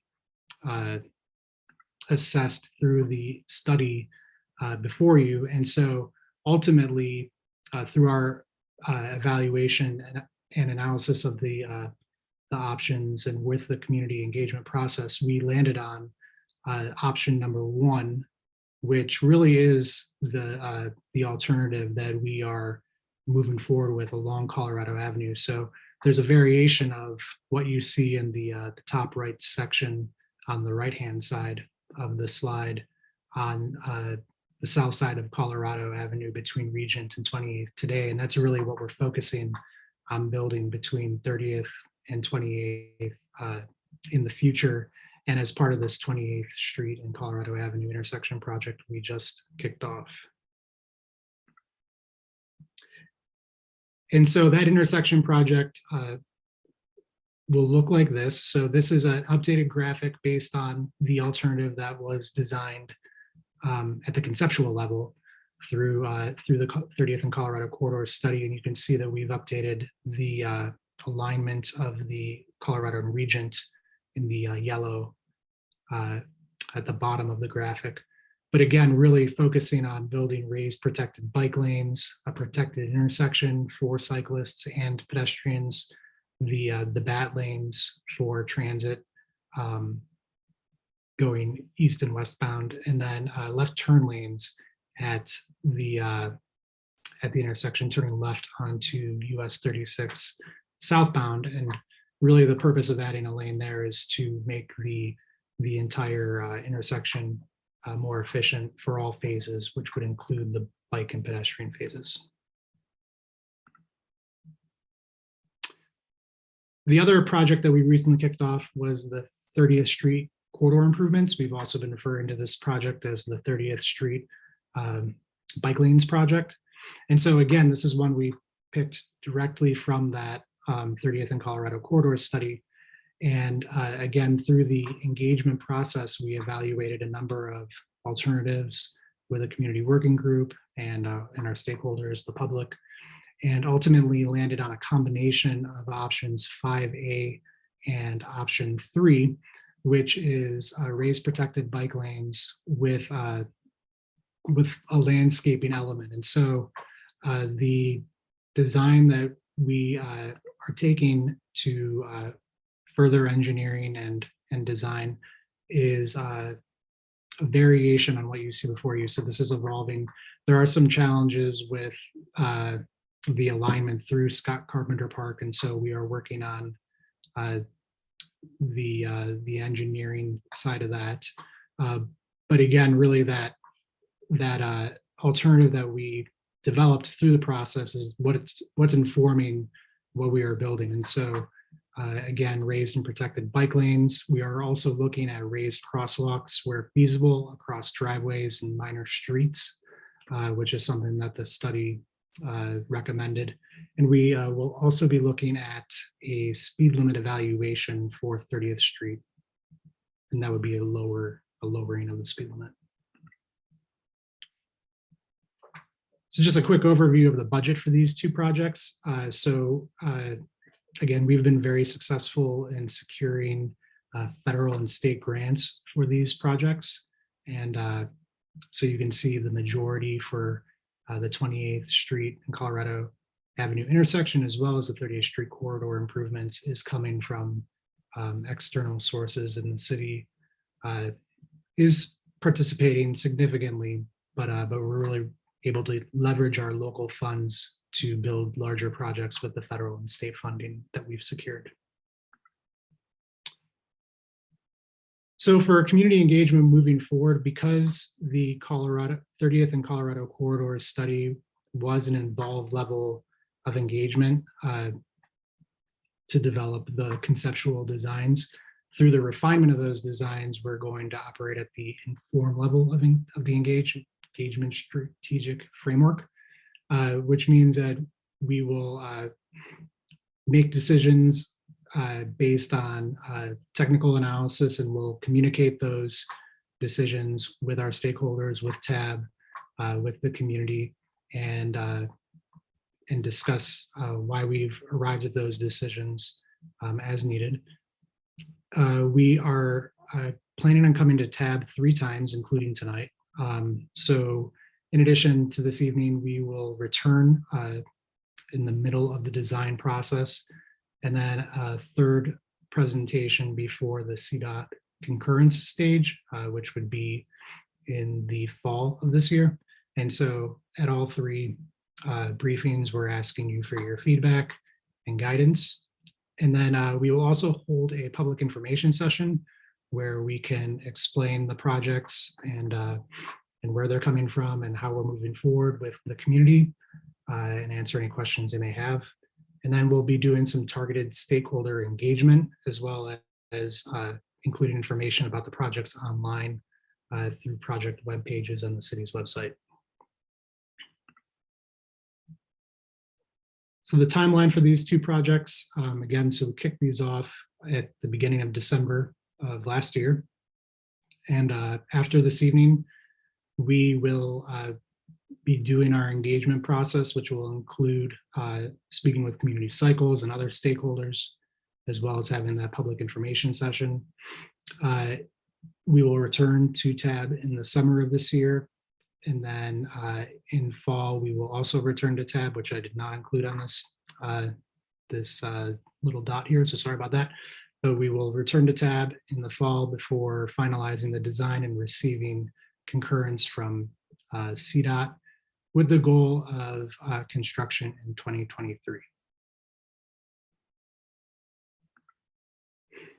And I will take any questions or feedback that you may have. Thank you, Ryan. Let's see if I can see more people. Tab, do you have any feedback? It's like the race for the unmute button. Hutch, you already, oh, Hutch went on mute, so he's got nothing. Alex, do you have any feedback? Sure. Thanks, Ryan. Cool. This is exciting to see something that has been through a lot of process, and I think as well grounded in best practices, to be coming to our streets relatively soon. It looks like 2023 if we stick to the schedule. So that's a much faster rate of implementation than I think most of us are used to. It's also good seeing that while this project, this combination of projects totals 9 million, only 2 of it's local. And in part that was made possible by giving back 3.3 million for the Table Mesa overpass, which would have addressed things for only a couple of modes of transportation on one side of the street over a couple hundred feet, whereas this is a few thousand linear feet of improvements. And so I think this is a great use of our local dollars and really taking advantage of the grant opportunities. I don't have a whole lot of feedback. One, understanding that the figures developed for the 30th and Colorado corridor studies were conceptual. As we refine the design, one suggestion I have pertains to the application of pavement markings on the roadway to communicate where buses are allowed and where cars are allowed. I think I've done a review of some projects all over the country, and it seems like cities take very different approaches with this. And what I would suggest is that anywhere that a car's perfectly allowed to be, so for example, a right turn lane, we have no red paint, and that way it's really communicated to a driver that that's an acceptable place. And then maybe along a stretch of roadway where there's there are no conflicts or places where no access points or a place where a car should be, that's when to use solid. And then places where it's acceptable, I don't know if there are any, maybe the eastbound Colorado approaching 28th, where we're asking a car to cross that bus lane, that's where we used a dashed application. I couldn't quite pick out a consistent logic in the proposed plans. I understand those were just conceptual, but would put my support behind that sort of approach as refinement happens. And then I think a little bit outside of what you presented tonight, but applicable to what the city's currently doing, is I would love to see the continuation of these improvements. So as we look at this upcoming tip cycle, I would especially like to see the southern portion of 30th be a potential project, which could then connect to maybe some PMP improvements on Baseline. Then on 30th, you get from Baseline to Colorado. On Colorado, we could make some improvements, and then all of Folsom between this year and maybe the upcoming year or two are going to go through the PMP improvement process. It seems plausible that we could have in a short span of time have improvements to arterials all the way from Fraser Meadows Shopping Center to Folsom and Pine, and really see a foundation of a north-south and east-west network in here. So would love to see the continuation of this excellent work through our upcoming TIP cycle. Thanks, Alex. Who wants to go next?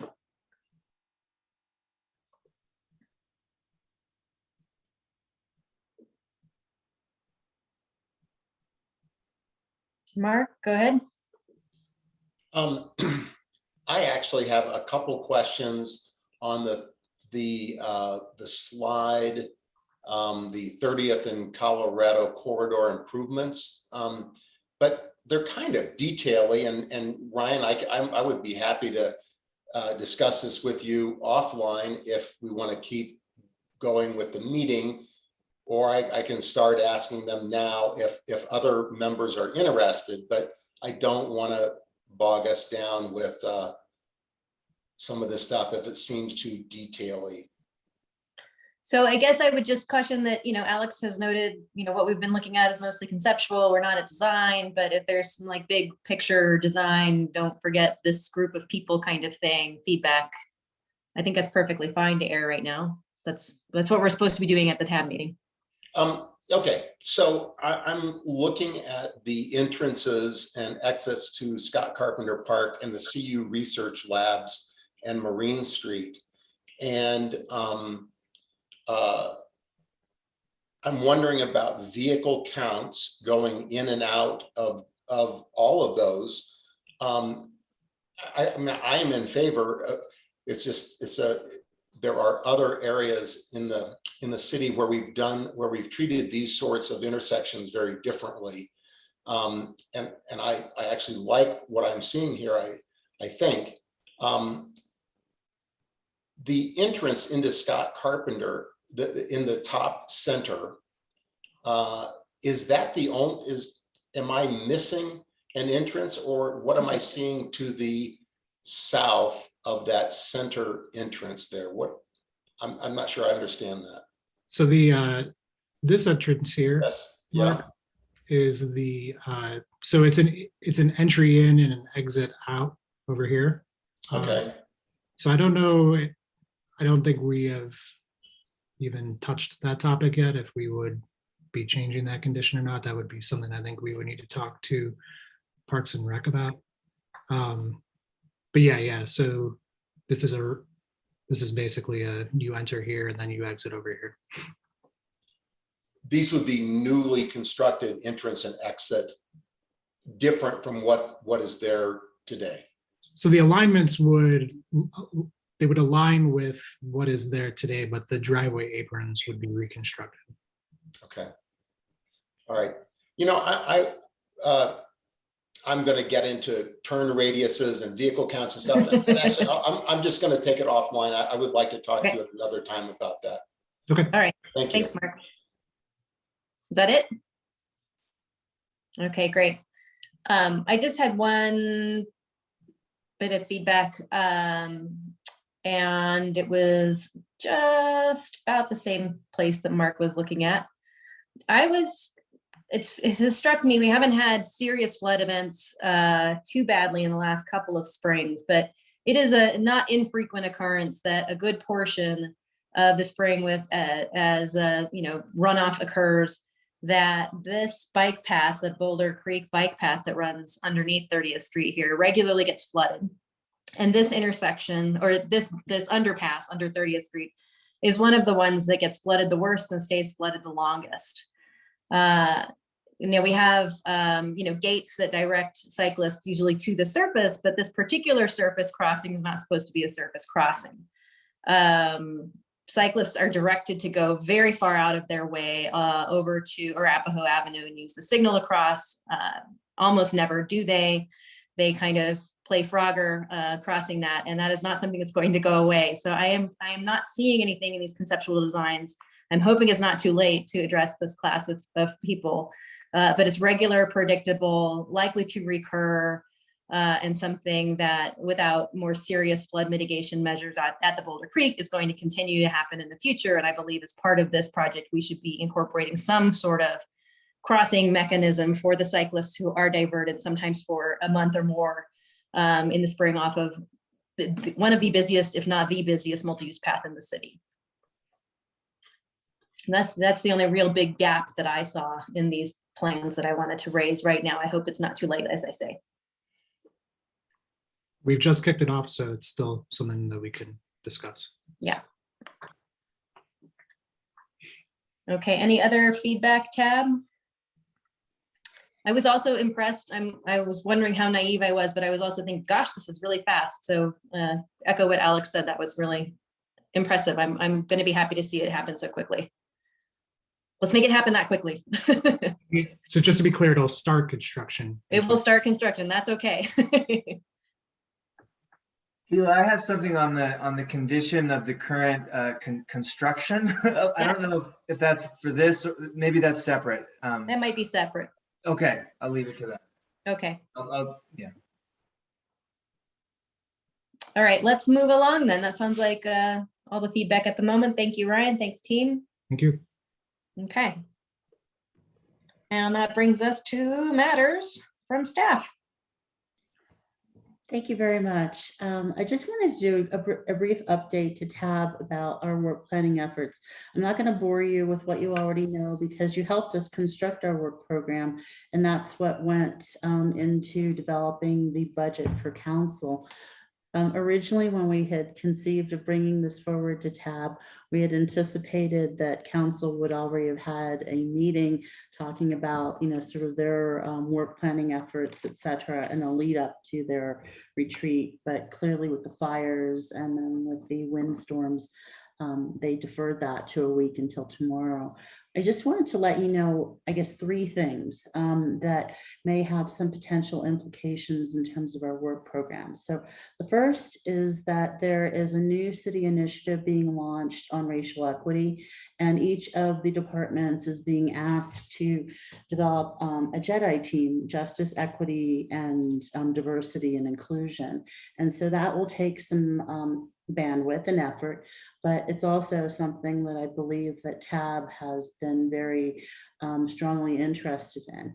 I don't have any specifics on that yet because the guidance is still, being worked through, but just wanted to share that with you. And as part of that, it will also include and engage boards and commissions. And so there'll be work for you to do too as part of that effort. So just wanted to highlight that. Second thing is that, hopefully whenever the council has its retreat, Tab's ask will go forward in terms of developing a VMT, specific plan and to help reduce greenhouse gas emissions. Whenever we had put the budget together, we had already anticipated not only putting a toe into those waters or into that air, but really doing some lean in work on it. But it may require us to pivot a bit in terms of our transportation master plan update to really focus in on that efforts, assuming that's where council directs us to. Third thing is that overall within the city, 2022, whenever the budget was put together, was envisioned as a recovery year from COVID. And we're not quite seeing that yet. And so that's having implications, not just simply because, from an economic standpoint, but it's also having implications because this most recent variant is affecting staff substantially because of breakthrough infections. And so that's already, we're, just a couple weeks into the new year, and we're feeling some of the impacts, particularly in our maintenance and operations side of things over there. So just wanted to share that with you. We, right now, everything, we anticipate being able to achieve everything that we said we're going to achieve by leaning into it. But just wanted to share those pieces of information with you so that you have situational awareness as we go forward. I think today you've actually heard about already a lot of the work plan items that we're working on. And then in the next two items under matters from staff, you'll hear some more information. But this is just simply to give you some situational awareness about where we're at. If you have any questions, I'd be happy to answer them. Thanks, Erica.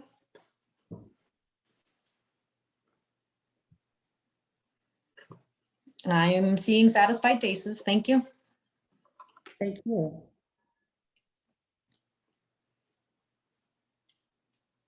Okay, Jean Sansom. Tila, we do not have a regional transportation update item tonight, and so we can go straight to the RTD item. Now we can go straight to the RTD item.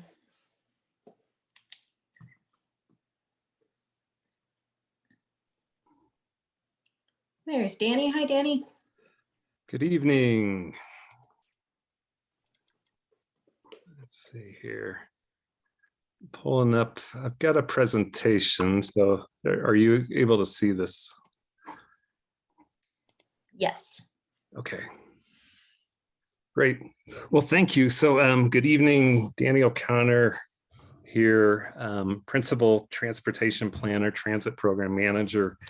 Tonight, just really appreciate the opportunity to brief tab on RTD's draft system optimization plan and the potential impacts that we're tracking for transit service in Boulder.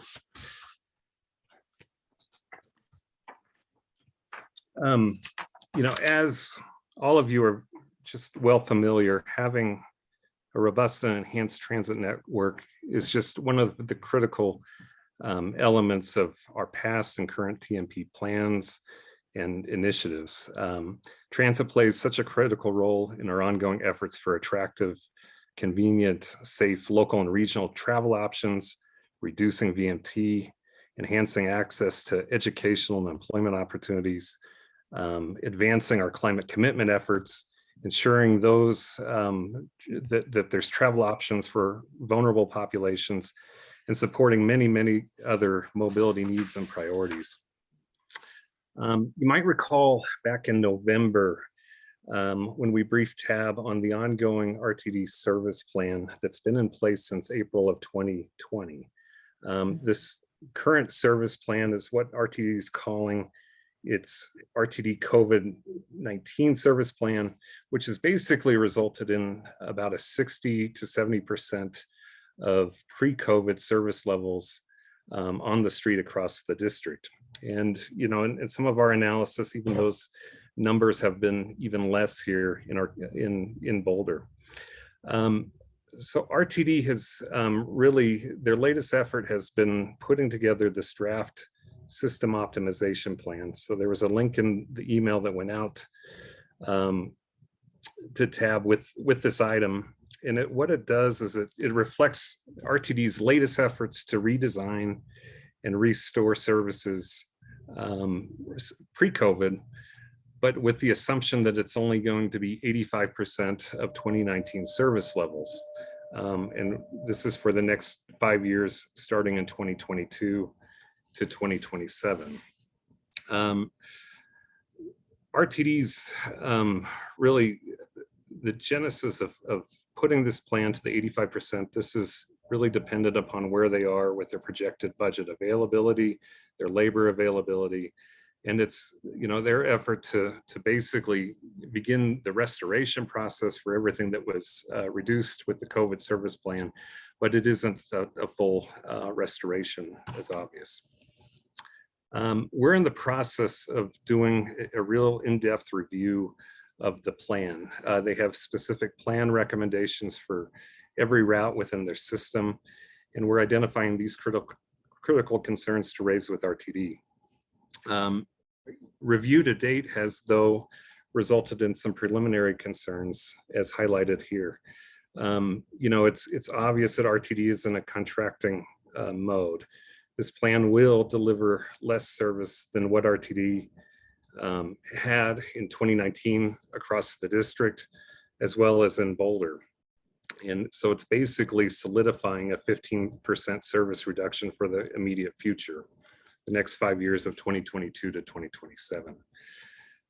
There are numerous routes within the district that were operating in 2019 that will not be restored or returned, including 7 routes that operate in Boulder. Much of the focus of the plan is on delivering more efficient service with fewer service hours, fewer operators, and fewer routes. As we have seen also, just with COVID service plan with RTD, the 85% service threshold that they're looking at across the district will be a district average. It is not guaranteed for smaller and more distinct markets and geographies like Boulder. And as mentioned before, some of these thresholds, we've seen less service than what has been advertised with their reductions. When it's been 60% initially with the COVID service plan, we were estimating service hours to be 56-58% here in Boulder.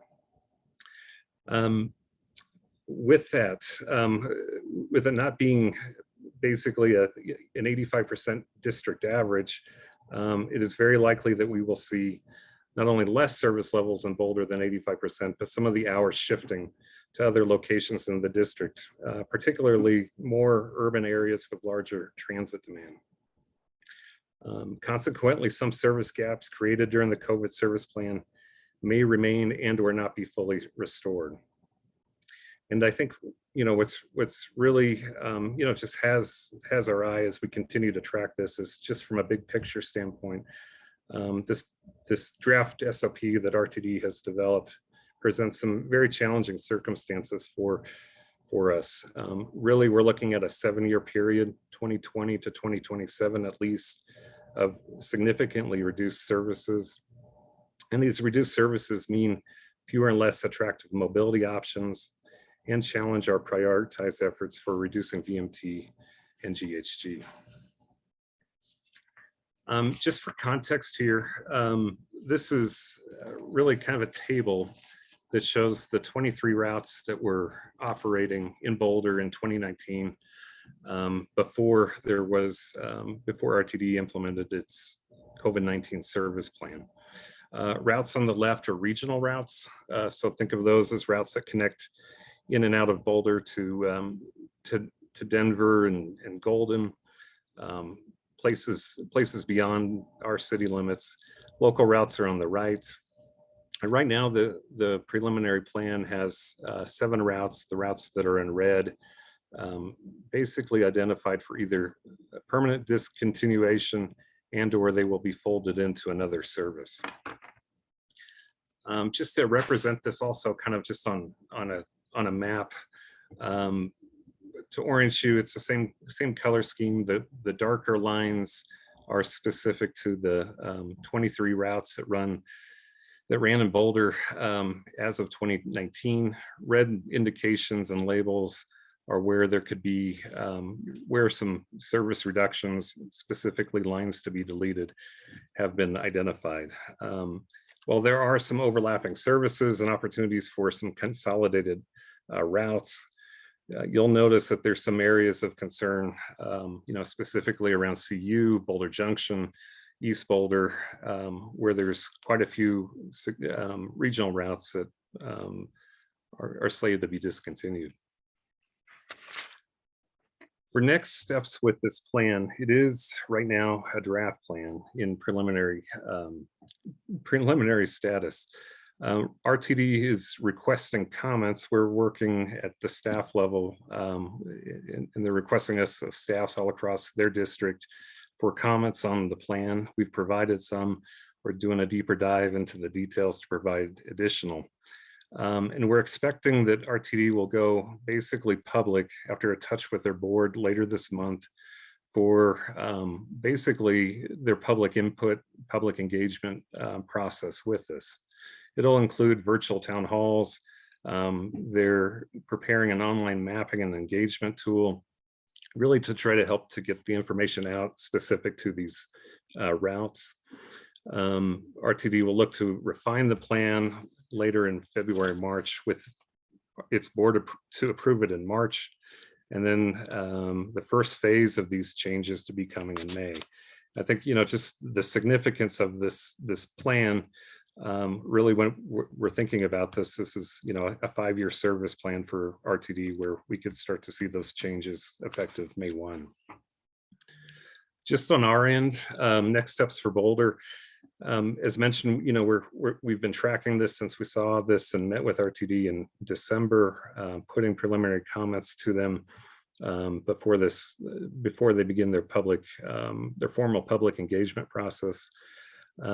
We will, as we've done before, work through our communications department, our social media channels to really publicize these public input opportunities, these options. There's multiple ways for people to comment on the routes, the impacts of these routes, and just the plan in general.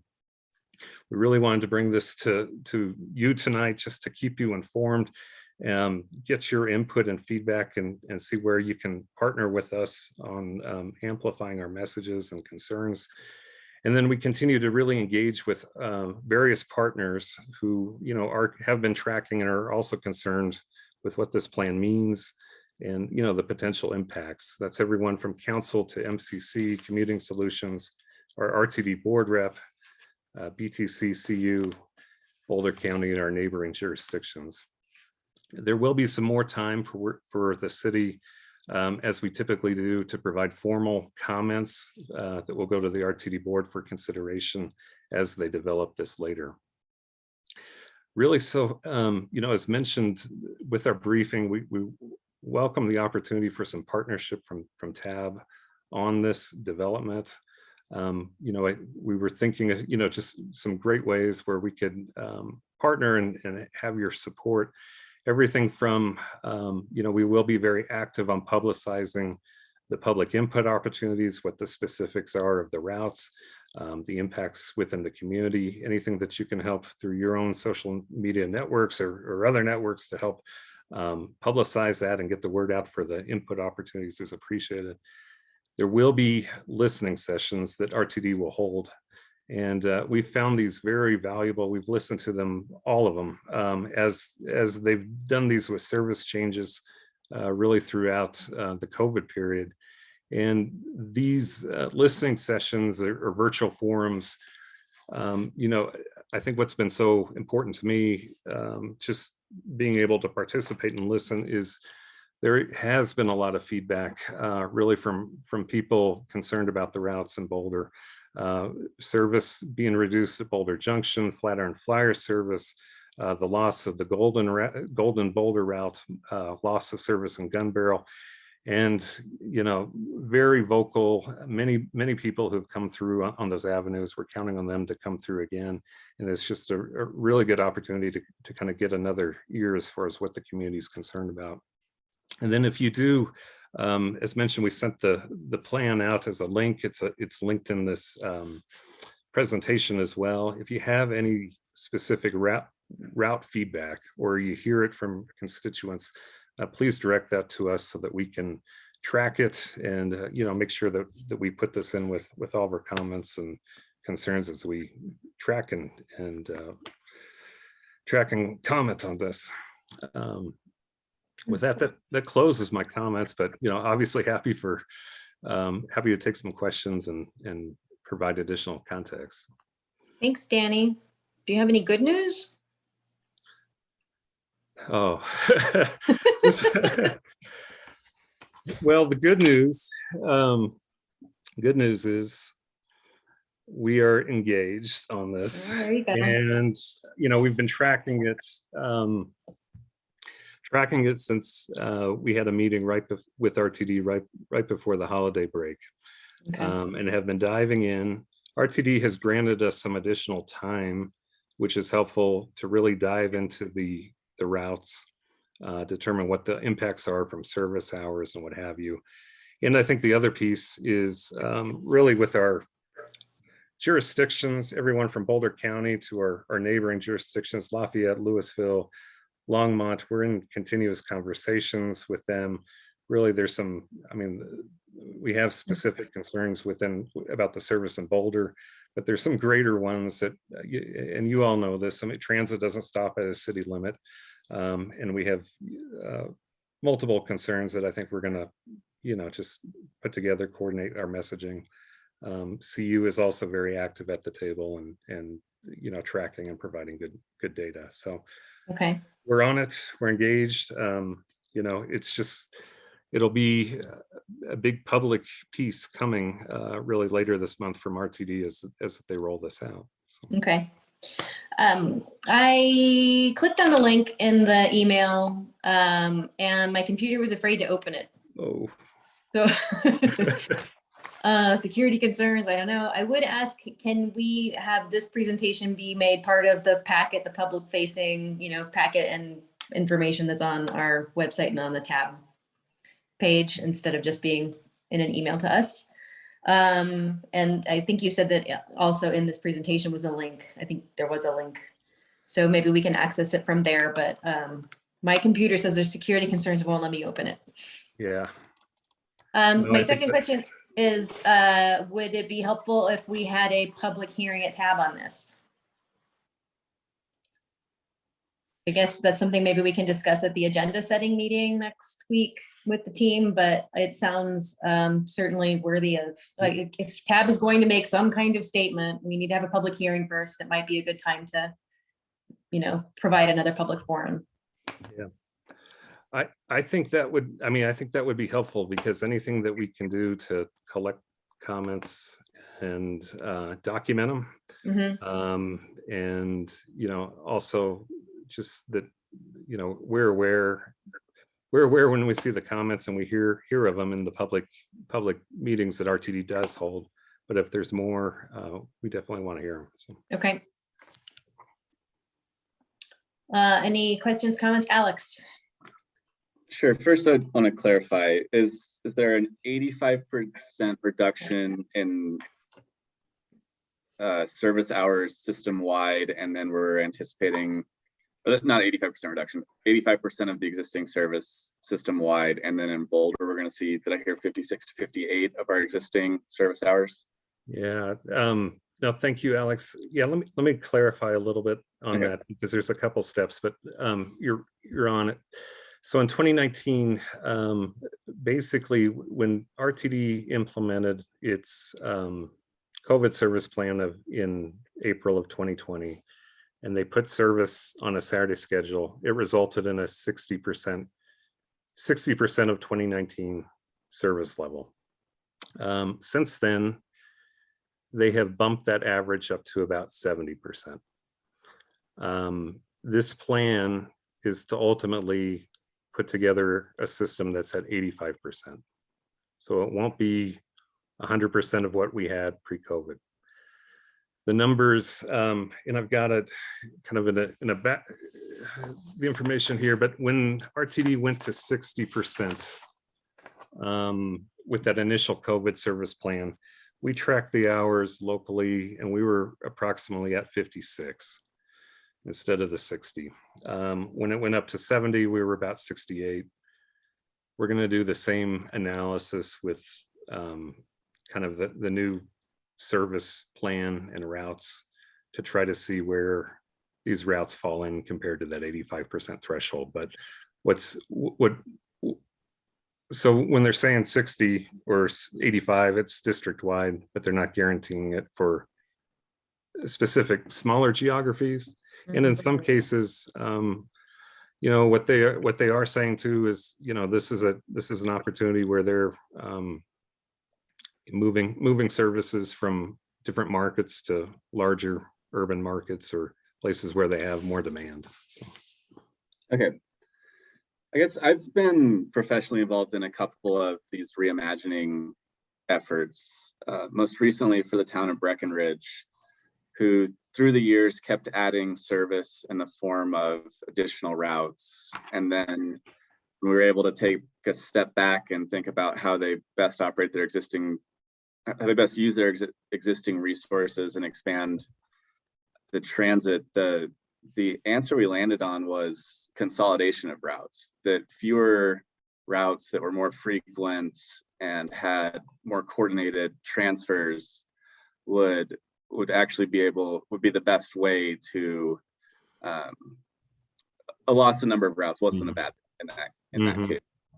And the first one of these I worked on was in Houston, which is the sort of first big reimagining that took off. With now dozens of cities are doing this, and there the local network had always been this hub and spoke network where all the routes were focused on coming in and out of downtown. If you were trying to get somewhere, you took one bus into downtown and then you took another bus out. And by taking the approach of creating a grid of just north, south, and east, west routes that were more direct and more frequent, overnight, this network that had 10,000 stops was totally changed. And a system that was losing 1% to 2% ridership per year, in the following year saw a 20% increase in ridership using the same resources. It's because the reimagining effort was working to identify inefficiencies in the system by taking this once a generation or two blank sheet of paper approach to this. And often service just happen on a quarterly basis, and it's sort of death by 1,000 little tweaks to meet this demand or that of various elected officials or concerned constituents. But if you look at how the behaviors are changing, the land uses are changing, or where the operational inefficiencies might be, there's an opportunity to find ways of using the same amount of resources better. And through this process by RTD, this reimagining effort kicked off before COVID. I know they were losing ridership and had dwindling resources and some commitments they were struggling to meet. But I'm curious if before COVID, there were any inefficiencies identified by RTD that the city brought towards RTD, or we've since identified, that could allow us to use even however many resources however many service hours were provided, but use them more efficiently than our previous system had. Yeah, that's a really good context and discussion, Alex. And yeah, familiar with the Houston example and what have you. I think and I'd have to go back to memory ahead of time. I mean, because it did shift. You're right that, I mean, this reimagine was started off pre-COVID in 2019.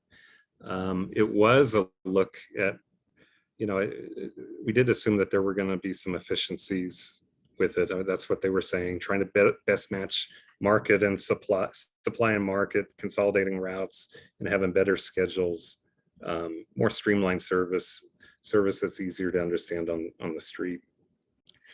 COVID really impacted, I think, where this plan has gone, because it's what we're now seeing. Yes, I mean, some of the tenants are, and we're going to look at it in more detail, more consistent schedules that are easier to understand, more straighter routes, consolidated routes, quicker routes.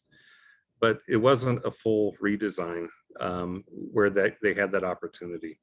And, I think for an example, and one of them that we're really tracking and concerned about is, with COVID, when they implemented their COVID service plan, it basically ended service at Boulder Junction.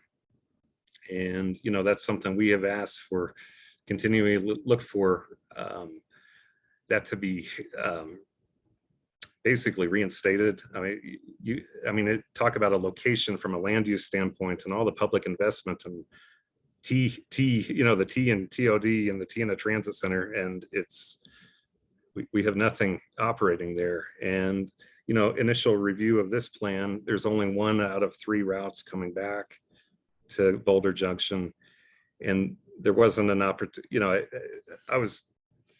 An opportunity like what you're talking in Houston could have been the kind of a redesign around it.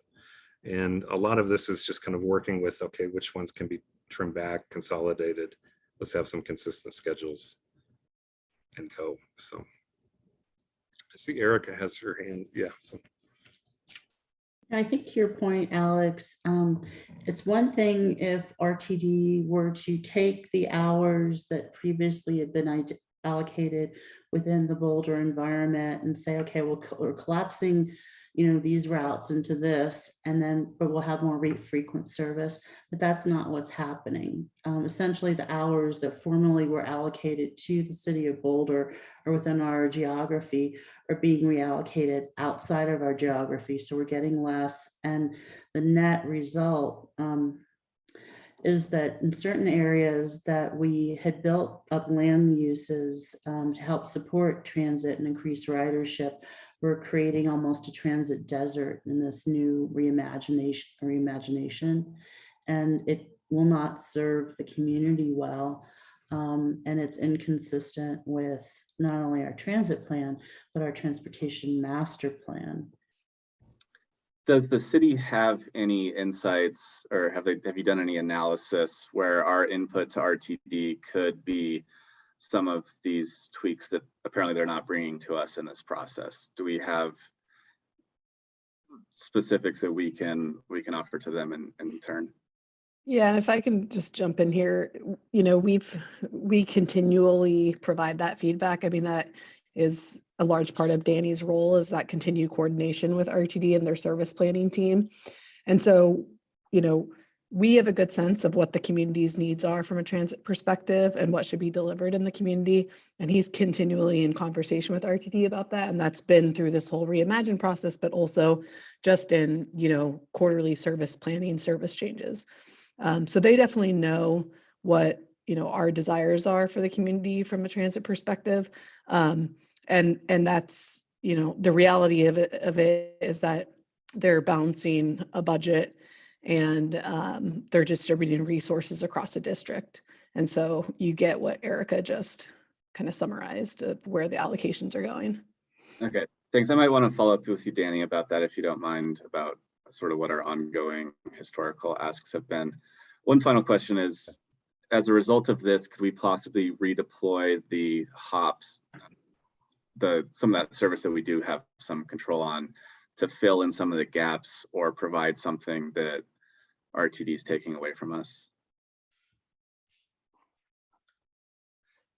Yeah, Alex, that's an interesting thought, and it's consistent with some of the previous work with the renewed vision for transit. RTD is part of this as well. The reimagine, they're talking about partnerships, such as partnerships for other service delivery.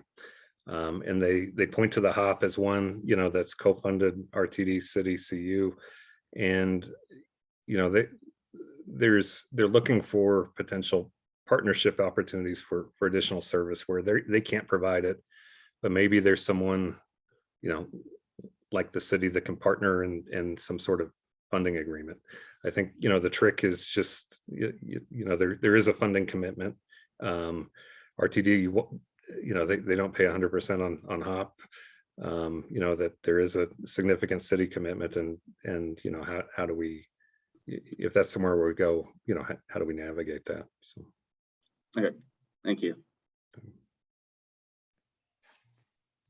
Thank you. Anyone else? Questions or feedback for Danny? Hutch, you unmuted, and then Mark.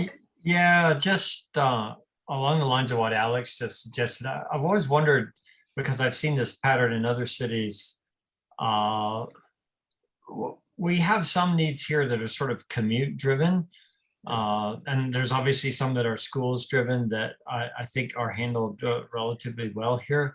But I don't know much about it, but if IBM and Ball, for instance, two of our biggest employers with pretty structured hours, is that a piece of the puzzle around peak load management with, frankly, non-standard routes? One of the things we used to do at RMI in terms of research was think about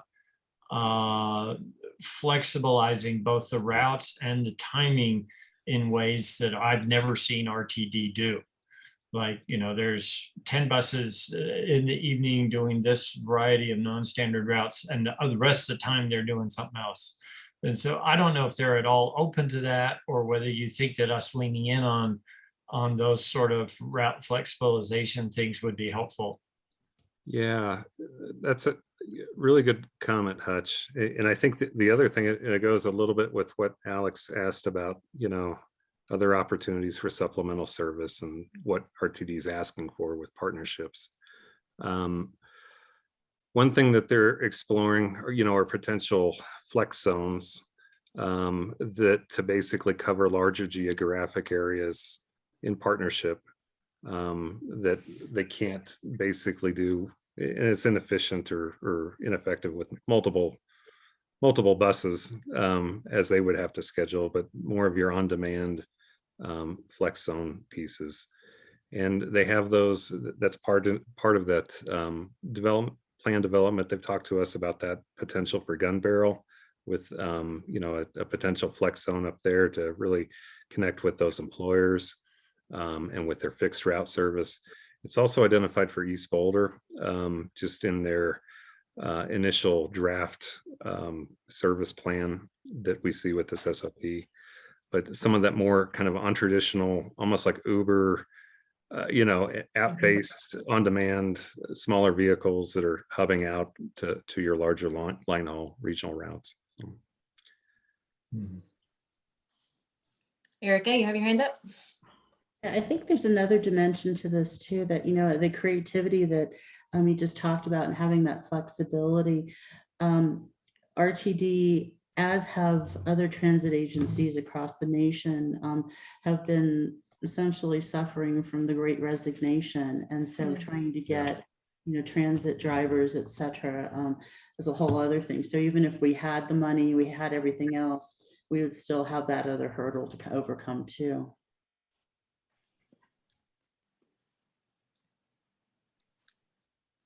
Okay, anything else for Danny? Or anyone else? Ryan? Mark I'm has sorry, his hand- Mark. Well, Mark has his hand up. Is that okay, Mark?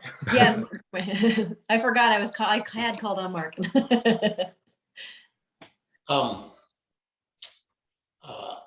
So Danny had asked about feedback, and I have a very brief anecdote, and that is that on December 16th at 3:30 in the morning, I got on the AB, Jill and I did, going to the airport, and luckily we got on at Table Mesa and Broadway where we parked our car, and by Table Mesa, the main park and ride at Table Mesa and 36, the bus was beyond full.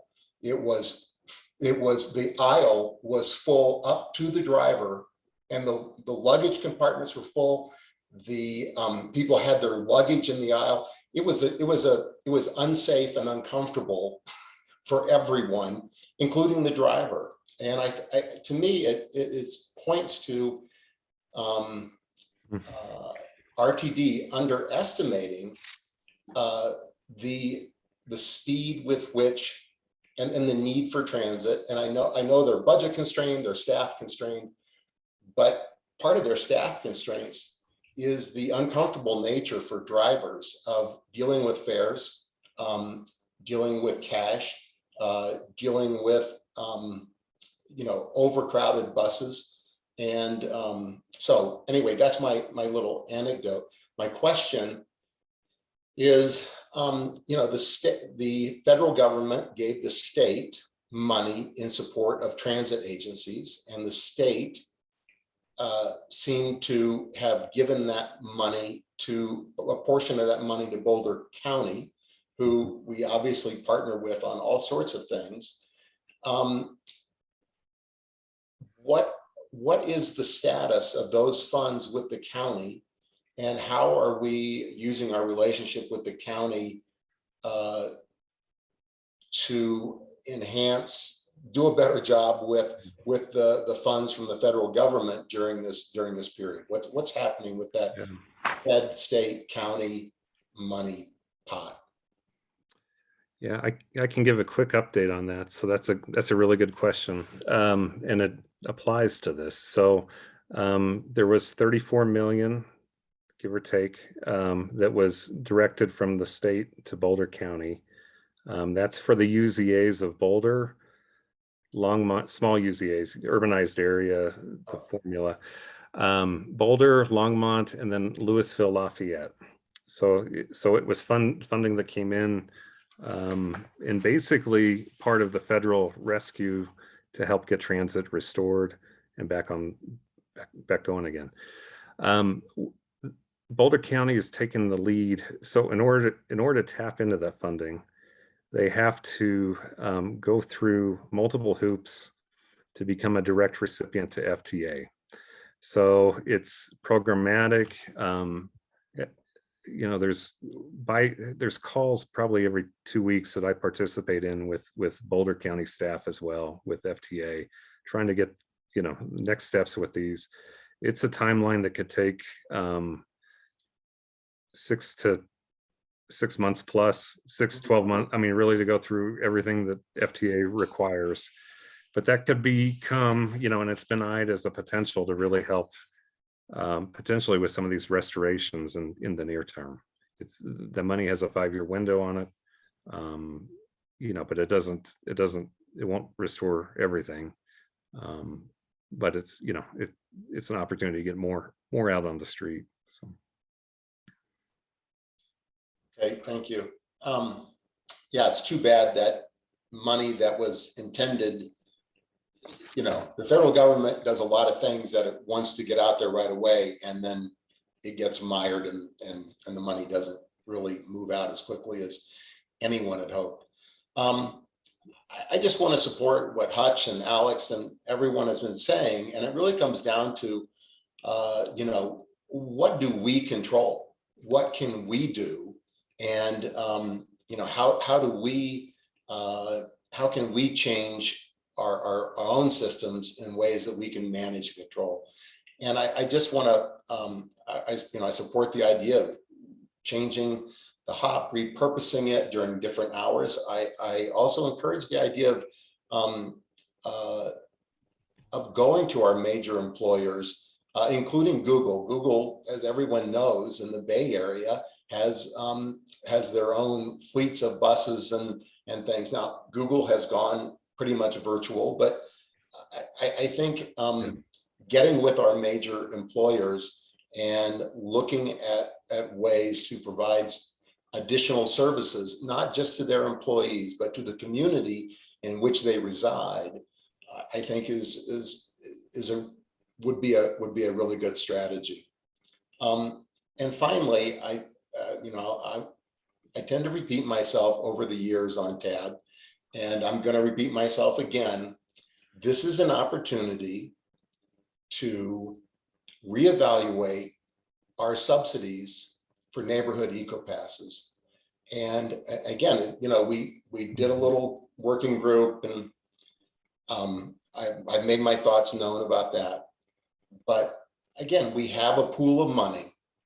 And the question that we need to ask is, in this moment, with RTD and their situation, with people who are really transit dependent, you know, if you're wealthy and you have 2 cars and you got to drive to downtown Denver instead of taking the bus, oh well, you got to drive to the airport. That's okay. But for people that are transit dependent, that may not live in an eco-pass neighborhood and have some person that's going to do hundreds of hours of work for a neighborhood eco-pass, I think we need to evaluate what's the best use of our eco-pass subsidies, and can it be both done simpler, more equitable, at a better value with My Ride cards or existing RTD products that we can leverage. So I'm just going to make a case for that again. And I think this whole RTD situation gives us another impetus and another opportunity to do that. Thanks, Mark. Ryan, you want to weigh in? I'll try to be fast. I know we're getting late here. Danny, thanks for coming back to this on this unfortunate news, month in and month out. And I know it's under staff matters today, but it really seems like one of the biggest issues that we face. And so to me, it's so big that it warrants thinking about our balance sheet. And earlier we talked about amps, where I think there is broad understanding that we're the city making a values decision about charging under market pricing for car driving and subsidizing activities that, while they have some reason, they work against also some of our team goals. And it just makes me think about just taking a look at when we have such a need like this, taking a look at what we are leaving on the table elsewhere that's subsidizing activity contrary to some of what the need is here, and making that evaluation in a way that's consistent with our current city council's values and priorities. And maybe we don't know what those are yet, need to ask. But in any case, I just wanted to make that observation that we sort of go to surplus over here and debt over here, and that's all I have to say. Thanks. Thank you, Ryan. Thanks, Danny. Let's see what we can do. Sounds good. Okay. All right, we're gonna move along now. Matters from the board. We have open board comment. Ryan, earlier you wanted to say something about the state of the current construction on maybe 30th or maybe Colorado. Is it open board comment worthy?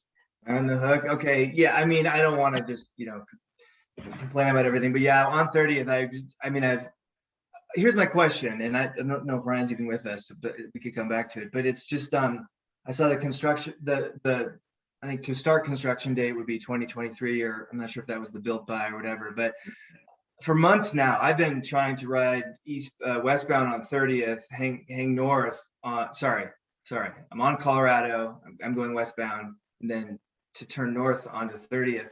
And it's just this big set of orange barriers that force me on the bike. And I think if I was walking, I have to do it. I'm not sure if I have that right, but definitely on a bike, it forces me way out into this lane, and it's kind of a narrow lane, and it's a big intersection. And I think it's very intimidating, especially, I take kids around on my bike, and I just sort of, yeah. So if that's going to be around for another year and a half plus, I don't know. I wonder if there's anything we could do safer. So that was my thought. And that was the thought that you prompted me to talk about. I did have one other item. Okay. Ryan, you've unmuted. You want to answer that? There is alternate routing for cyclists, suggested alternate routing. There is, and that's so the reason we have that shift in place is so that we can start actually digging the underpass. But it won't be a year and a half. I think, Garrett, do you recall the time frame for the end of construction on the 30th and Colorado underpass? We are scheduled to wrap up construction by the end of this calendar year. That's what I thought. And I think the current traffic configuration for the current phase of construction work is slated to be in place through March. Okay. Okay, Ryan, you had one other thing while you're still here. Okay, so just on the winter snow and ice subject for cyclists. So I've been experimenting. I think I'm down to maybe the only parent at my school still showing up on a bike. Last week was pretty harsh if you weren't ready for it. But I'm really grateful, first of all, for the operations and the team that does all the work to get out there and get those things plowed. And it's really special. And so I guess that's the positive side. On the negative side is I'm actually a little bit surprised that we don't have. We've got such a great engineering infrastructure, but we don't have as many people out there as I might expect. And I probably think that it's, because what happens is we, in some cases, do, pretty much close to 100% job the morning of, but then the street cleaning plowing team comes along, they push that back to 80 or 90%.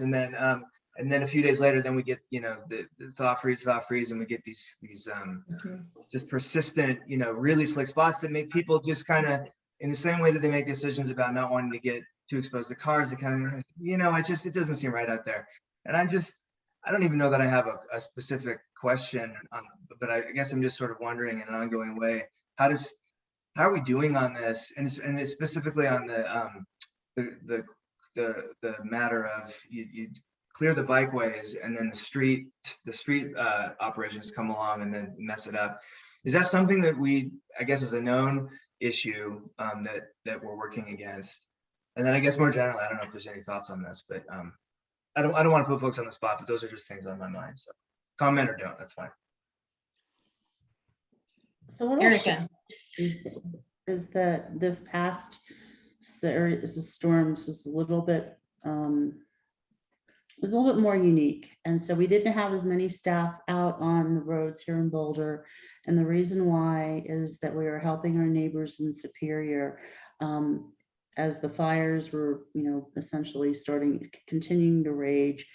Emergency personnel needed to be able to access the areas to put out the fires in both Louisville and Superior. And so in Superior, all of their snow treatment and removal equipment was basically obliterated through the fires. So we were out helping our neighbors as well as trying to help ourselves. It left things less than perfect. And then another snowstorm hit and came. We're trying to do better. But as I'd mentioned earlier, we've had, folks out with COVID also. So we're trying to do our best with the resources that we have. As we had shared earlier when we went through the snow, removal plan with you and then with council, we don't have enough, staff to be able to go through and do everything and have it perfect. So we rely on the sun quite a bit.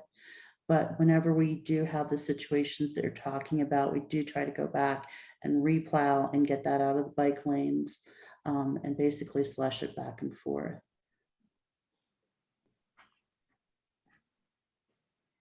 Okay. Thanks, Erica. And Sheila, that's it for me. Thank you. Okay, thanks. Anyone else?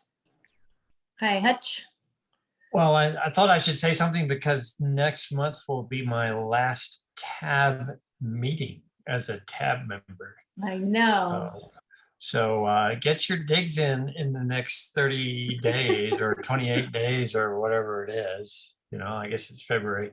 I think you don't get replaced. You might still be on the hook in March, I have to say, my friend. Well, in that case, you have more time to get your digs in. Yeah, usually appointments happen later on the second half of March, and usually our March meeting is usually just before the appointment. Yeah, so typically, well, I'm not rushing to leave or anything, but I just thought I would bring that up in case anybody has anything they want to lean on me about, whether it's me helping with something or you saying you're sick of me or whatever.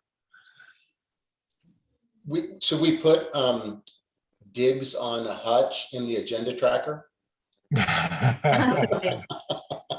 I will say one thing that Hutch has put on the agenda, well, not on the agenda, but has asked for that still hasn't happened, is like a get together and beers. I think that was Hutch's idea a gazillion years ago. Can we see each other in person? Because Hutch his entire service has been during the pandemic and virtual. This is true. Yeah. All right, anyone else? Open board comment?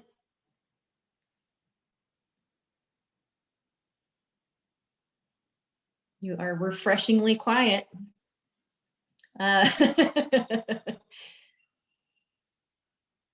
All right, let's move along then to future agenda topics. For those of you who've been spying on your email during the meeting, you'll see that Mark has emailed his current sort of tracker table of proposed possible future agenda topics. I think there's been a remarkable effort by Mark to make sure that things are on there, but by no means is it a complete list of what's upcoming and what we expect to happen. And that's kind of part of the delicate nature of this. Mark, do you want us to walk through them? Does anyone have something to add? What's the thinking here? You'll have to unmute though, because otherwise I'm still wondering what you're thinking. Okay, all right, now I can, there you go. I can speak. Okay. My thinking is that we would do ourselves a favor by, as quickly as possible, running through those items and with the responsible parties to say, yeah, it's still a future agenda topic and we're going to get to it. We think it's going to be June. Or make a case, you know what, get rid of that. It's outdated. It's not relevant any longer. Or what do you mean by that? Oh, that sounds great. Oh, that sounds dumb. But let's get to it. Do you want me to do that, Akil, or do you want to do that? Why don't you run through? You're in charge of this part. Okay. So item number 1, Broadway and Rayleigh lessons learned, started in May of last year. And it seemed to be an item that staff was willing to do. I had offered and expressed an interest in participating, and it has yet to happen. So I'm looking for some feedback from staff on whether or not this will ever happen. And if so, when, or should we remove it from the list because it's not going to happen? Natalie. Oh, Erica. Erica and Natalie, we're kind of interchangeable.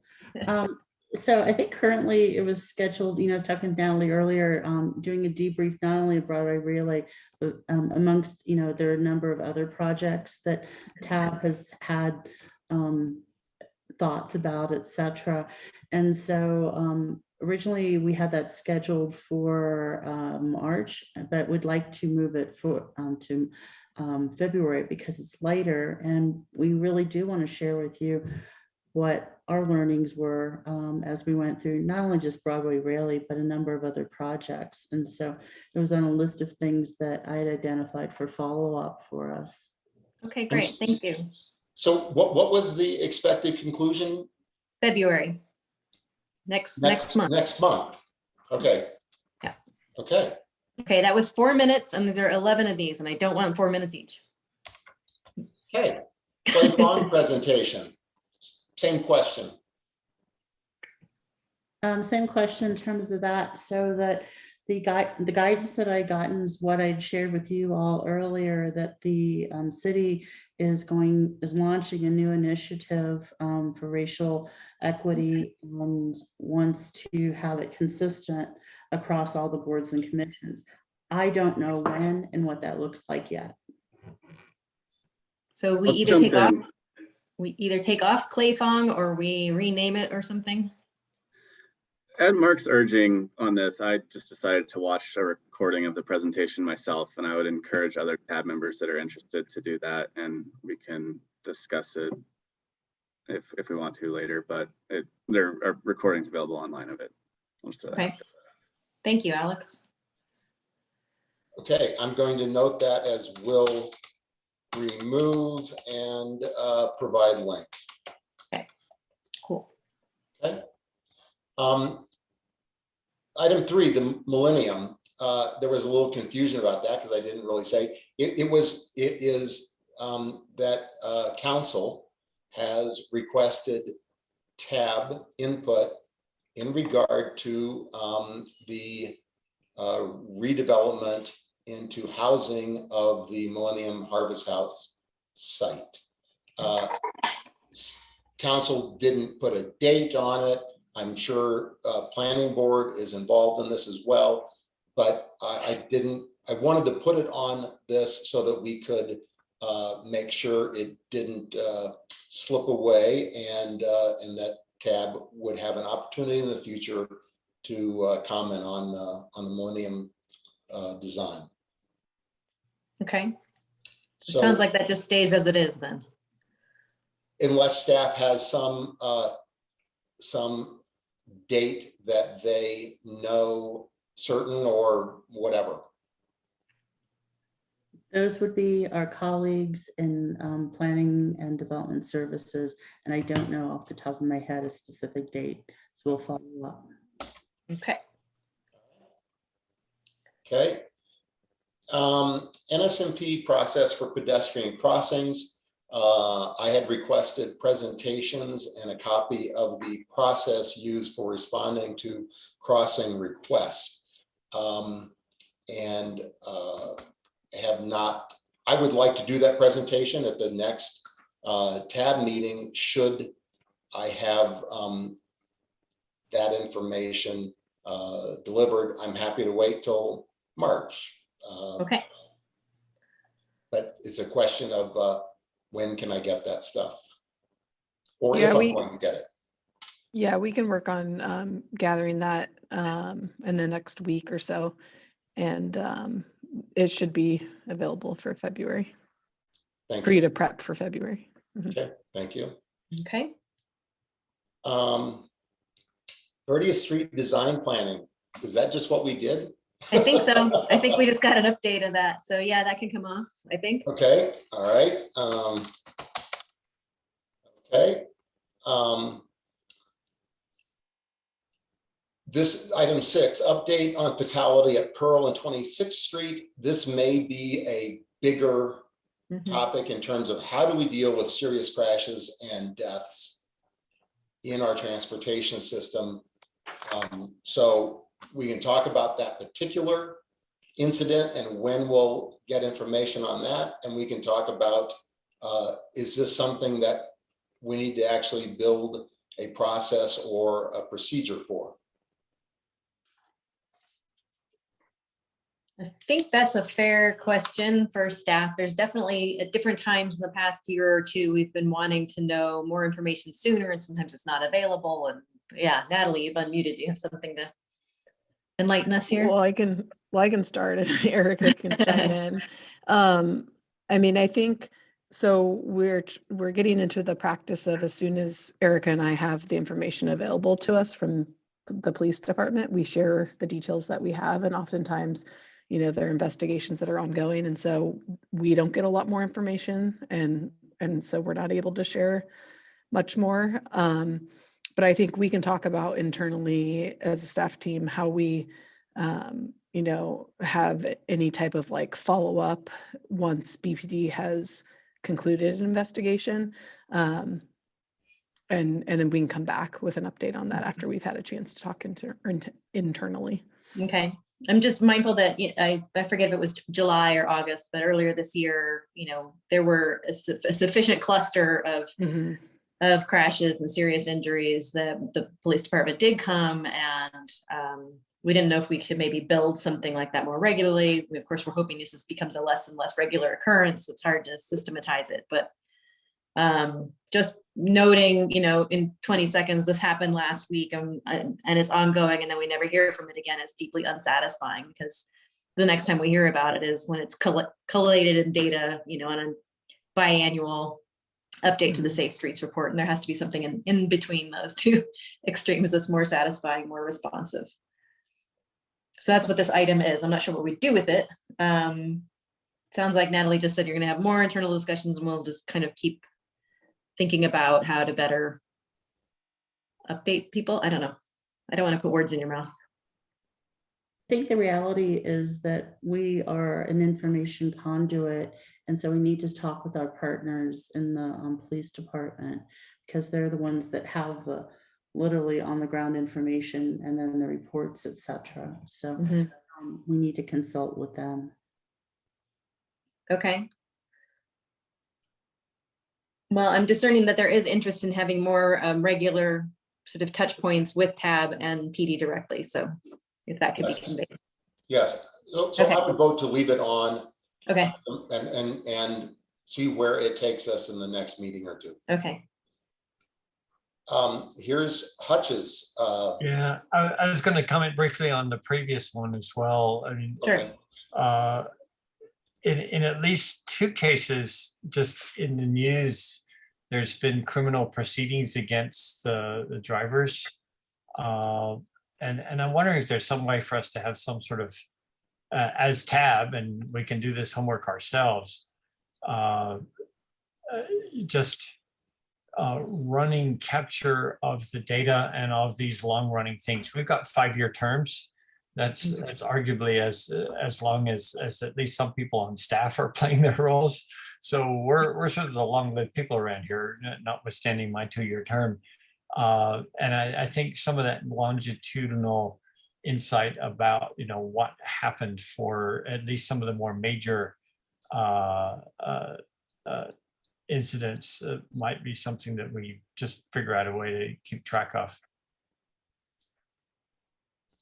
The Germans are basically do crash analysis on their highways all the time. It's like you don't have a crash that results in a death without an analysis and without a review of it. And I think that anyway, I think this is an important role for both staff and TAB to review these things. Yeah.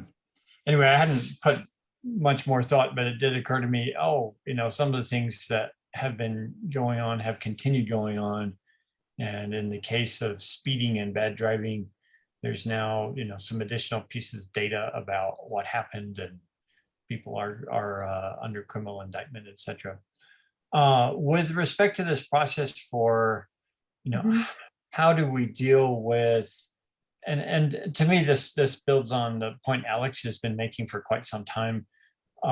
Because bigger projects get constructed differently and sit on various shelves and get picked off when they come to the top of lists for large external funding opportunities, the whole process by which we interact with them is different and messy. And I know there's been some if not failures, tricky situations. And so that was just really a process engineering conversation about, how do we ensure that fairly early in any large project, maybe even before we choose it to go to DRCOG or wherever, we have conversations that may be helpful in ensuring quality and alignment with goals and things like that. And so we thought that was a good retreat topic. I don't know when the retreat is. I'm happy to share, if there's not a time to do it before I roll off, I'm happy to share my experience in trying to find intervention mechanisms for, larger capital projects that all have this sort of characteristic. They go extremely slowly and nobody knows much about them, and then they're funded, and then they go extremely fast and they become very concrete very quickly, and it's too late to do much about them. This is a systemic problem that happens all the time. So that's what that was about. I don't know what we want to do about timing it.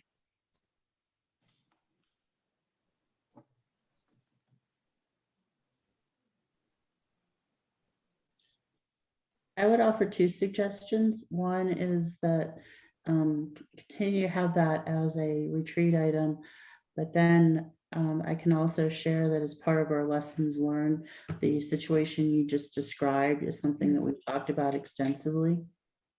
And so we'll be sharing some of that information from the staff standpoint. Okay. All right. Thanks, Erica. The next one, item 8, Ryan's NSMP criteria, how humans are valued. So we revised the how humans are valued language to like whose voice counts, right? Something like that.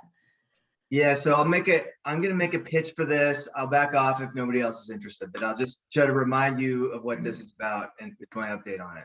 So I've been thinking about, or when I raised this, was thinking about that a lot of the proposals we hear are driven to us and driven to their state by public comment in pretty fundamental ways.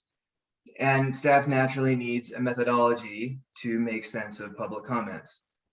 So I'm just curious about what kind of values are being applied to those methodologies, specifically around how we count and value input and then make decisions either explicitly or implicitly about whose interest or who gets the benefit. So just for example, imagine any project, you have an least an implicit decision about community-wide benefit versus people that live around that. I mean, you have to make some decisions. If we truly are talking about counting neighbors here, over here and there, is it one household, one vote? Is it a person, or is it a person per vote? And then it's, there's a number of these things down the line that maybe they just are super intuitive and not even explicitly discussed with staff, but maybe not. So it just struck me that this might be something that staff would benefit from hearing from Tab on it at some point. That's what kinds of values, if any, should we make sure are being applied to these methods.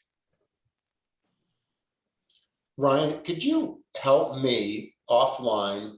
The link I sent allows you to suggest. I wanted to make sure, but I'll just send you an editing link. But if you could edit both the topic and the comment section there, that would be helpful to me. I think the discussion for us now is when, do we want to keep this on? And if so, when would we deal with it? And the note there says, discussed during NSMP review in spring of 2022. So we will be having a NSMP review coming up. Is that correct? So, yes, we will. And that will, due to just staffing resources, that'll probably need to be a Q3 or Q4 conversation, but we'll have a better sense of timeline over the next few weeks. So Ryan, do you feel like the NSMP review is an appropriate, can it hold till then? Is it something? Yeah. It could hold, it could be done in there. I think, some of those questions are kind of big questions. So I'd wouldn't want to just surprise staff on the day of. So if those are interesting types of questions, then I'd say, yeah, let's do it then, but just give staff a heads up. So are we, Tila, if there's a question about keeping it on or off, are we taking a quick vote on this?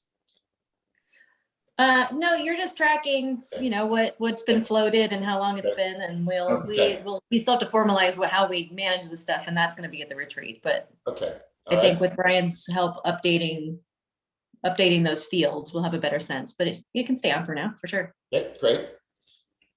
Strategic planning opportunities - federal infrastructure bill.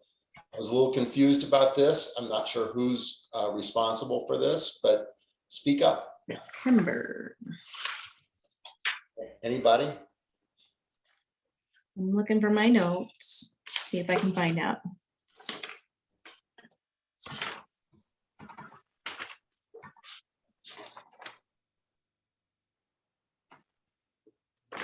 I don't know.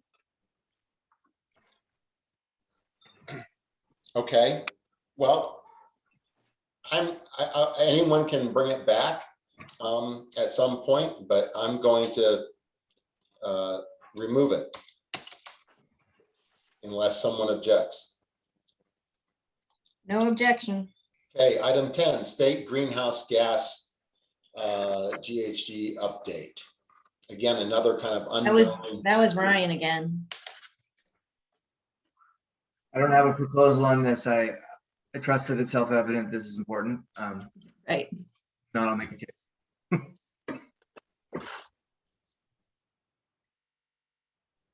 But the proposal is to update, for staff to update tab on the state of greenhouse gas emissions by the state, or the state of greenhouse gas emissions by the city. I think this was related to the state's greenhouse gas rulemaking, and Jean is here, so she can tell you the plan. Mm-hmm. Yeah, hi, Jean Sanson, Senior Transportation Planner. Yes, that is how I read item number 10. And so the state greenhouse gas rule has been adopted by the Transportation Commission, and DRCOG is going to be incorporating a GHG analysis into the update of their regional transportation plan in the coming year. And along with that, we will be working with DRCOG and our member jurisdictions to develop mitigation strategies that could be included for GHG mitigation. All this to say, I am happy to continue to update you in my regional transportation planning updates each month as I have more information, and we'll be seeking input and feedback. Thank you, Jean.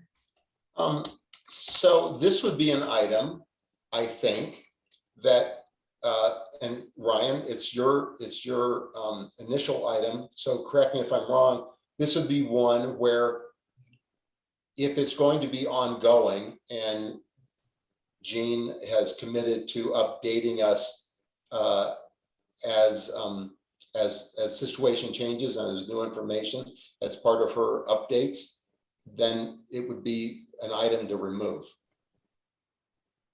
Would you? I think that's right. Is that okay, Ryan? Okay. Okay. And finally, the TMP update. This is one, I think it was initiated by staff, but I certainly have a keen interest in if staff is starting, well, what the status, and is staff starting a TMP update? So let's just stop there and let staff answer this one.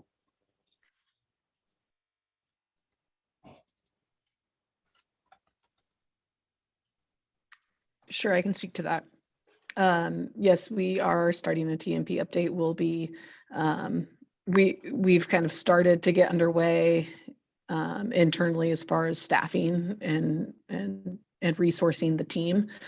So that's kind of where we're at right now. I think we'll be coming to tab probably like Q2 with more information about the kickoff of the process. But over the next couple months, we're going to be resourcing the project. And then, as Erica mentioned earlier this evening, depending on whether council takes us up on our invitation to focus more directly on VMT reductions, this might impact how quickly and how it unfolds the work on the TMP update. But they did mention it earlier today. So we're going to get updated as it happens. I'm not quite sure why this is a separate agenda item. This is kind of one of those things like, well, yes, of course we will. It will come up. Mm-hmm. There's lots of stuff that will come up that's not on this list. And so should it stay on here or not? I don't see a reason to keep it. Okay, I'm going to remove it. Okay. All right, and I do have a quick question. When was the 2019 TMP process initiated, and what month and year was the process initiated? Does anyone recall? April 2018, March 2018. Yeah, I was going to say that it was in probably like Q1, Q2 of 2018. And then it culminated in September of 2019. It was a bit of a shorter process because initially when we went into it, it was going to be a very minimal update. And that evolved, but we're giving ourselves more time this time around because we recognize that there are more substantial updates that we want to make. So a year is a big head start over the previous update. It seems like a year early. That's correct. So it's a year earlier, but not too early because of the work that needs to happen. Mm-hmm. Okay. Yeah, Okay. typically we've really used like a 2-year process for a more significant update. That last frankly, it wasn't enough time. And so where we eventually tried to end up, it was a bit rushed. Okay. Okay. I'm going to remove that item. And does anyone have any other proposals of things to add? We've removed several items, updated some. Anything else?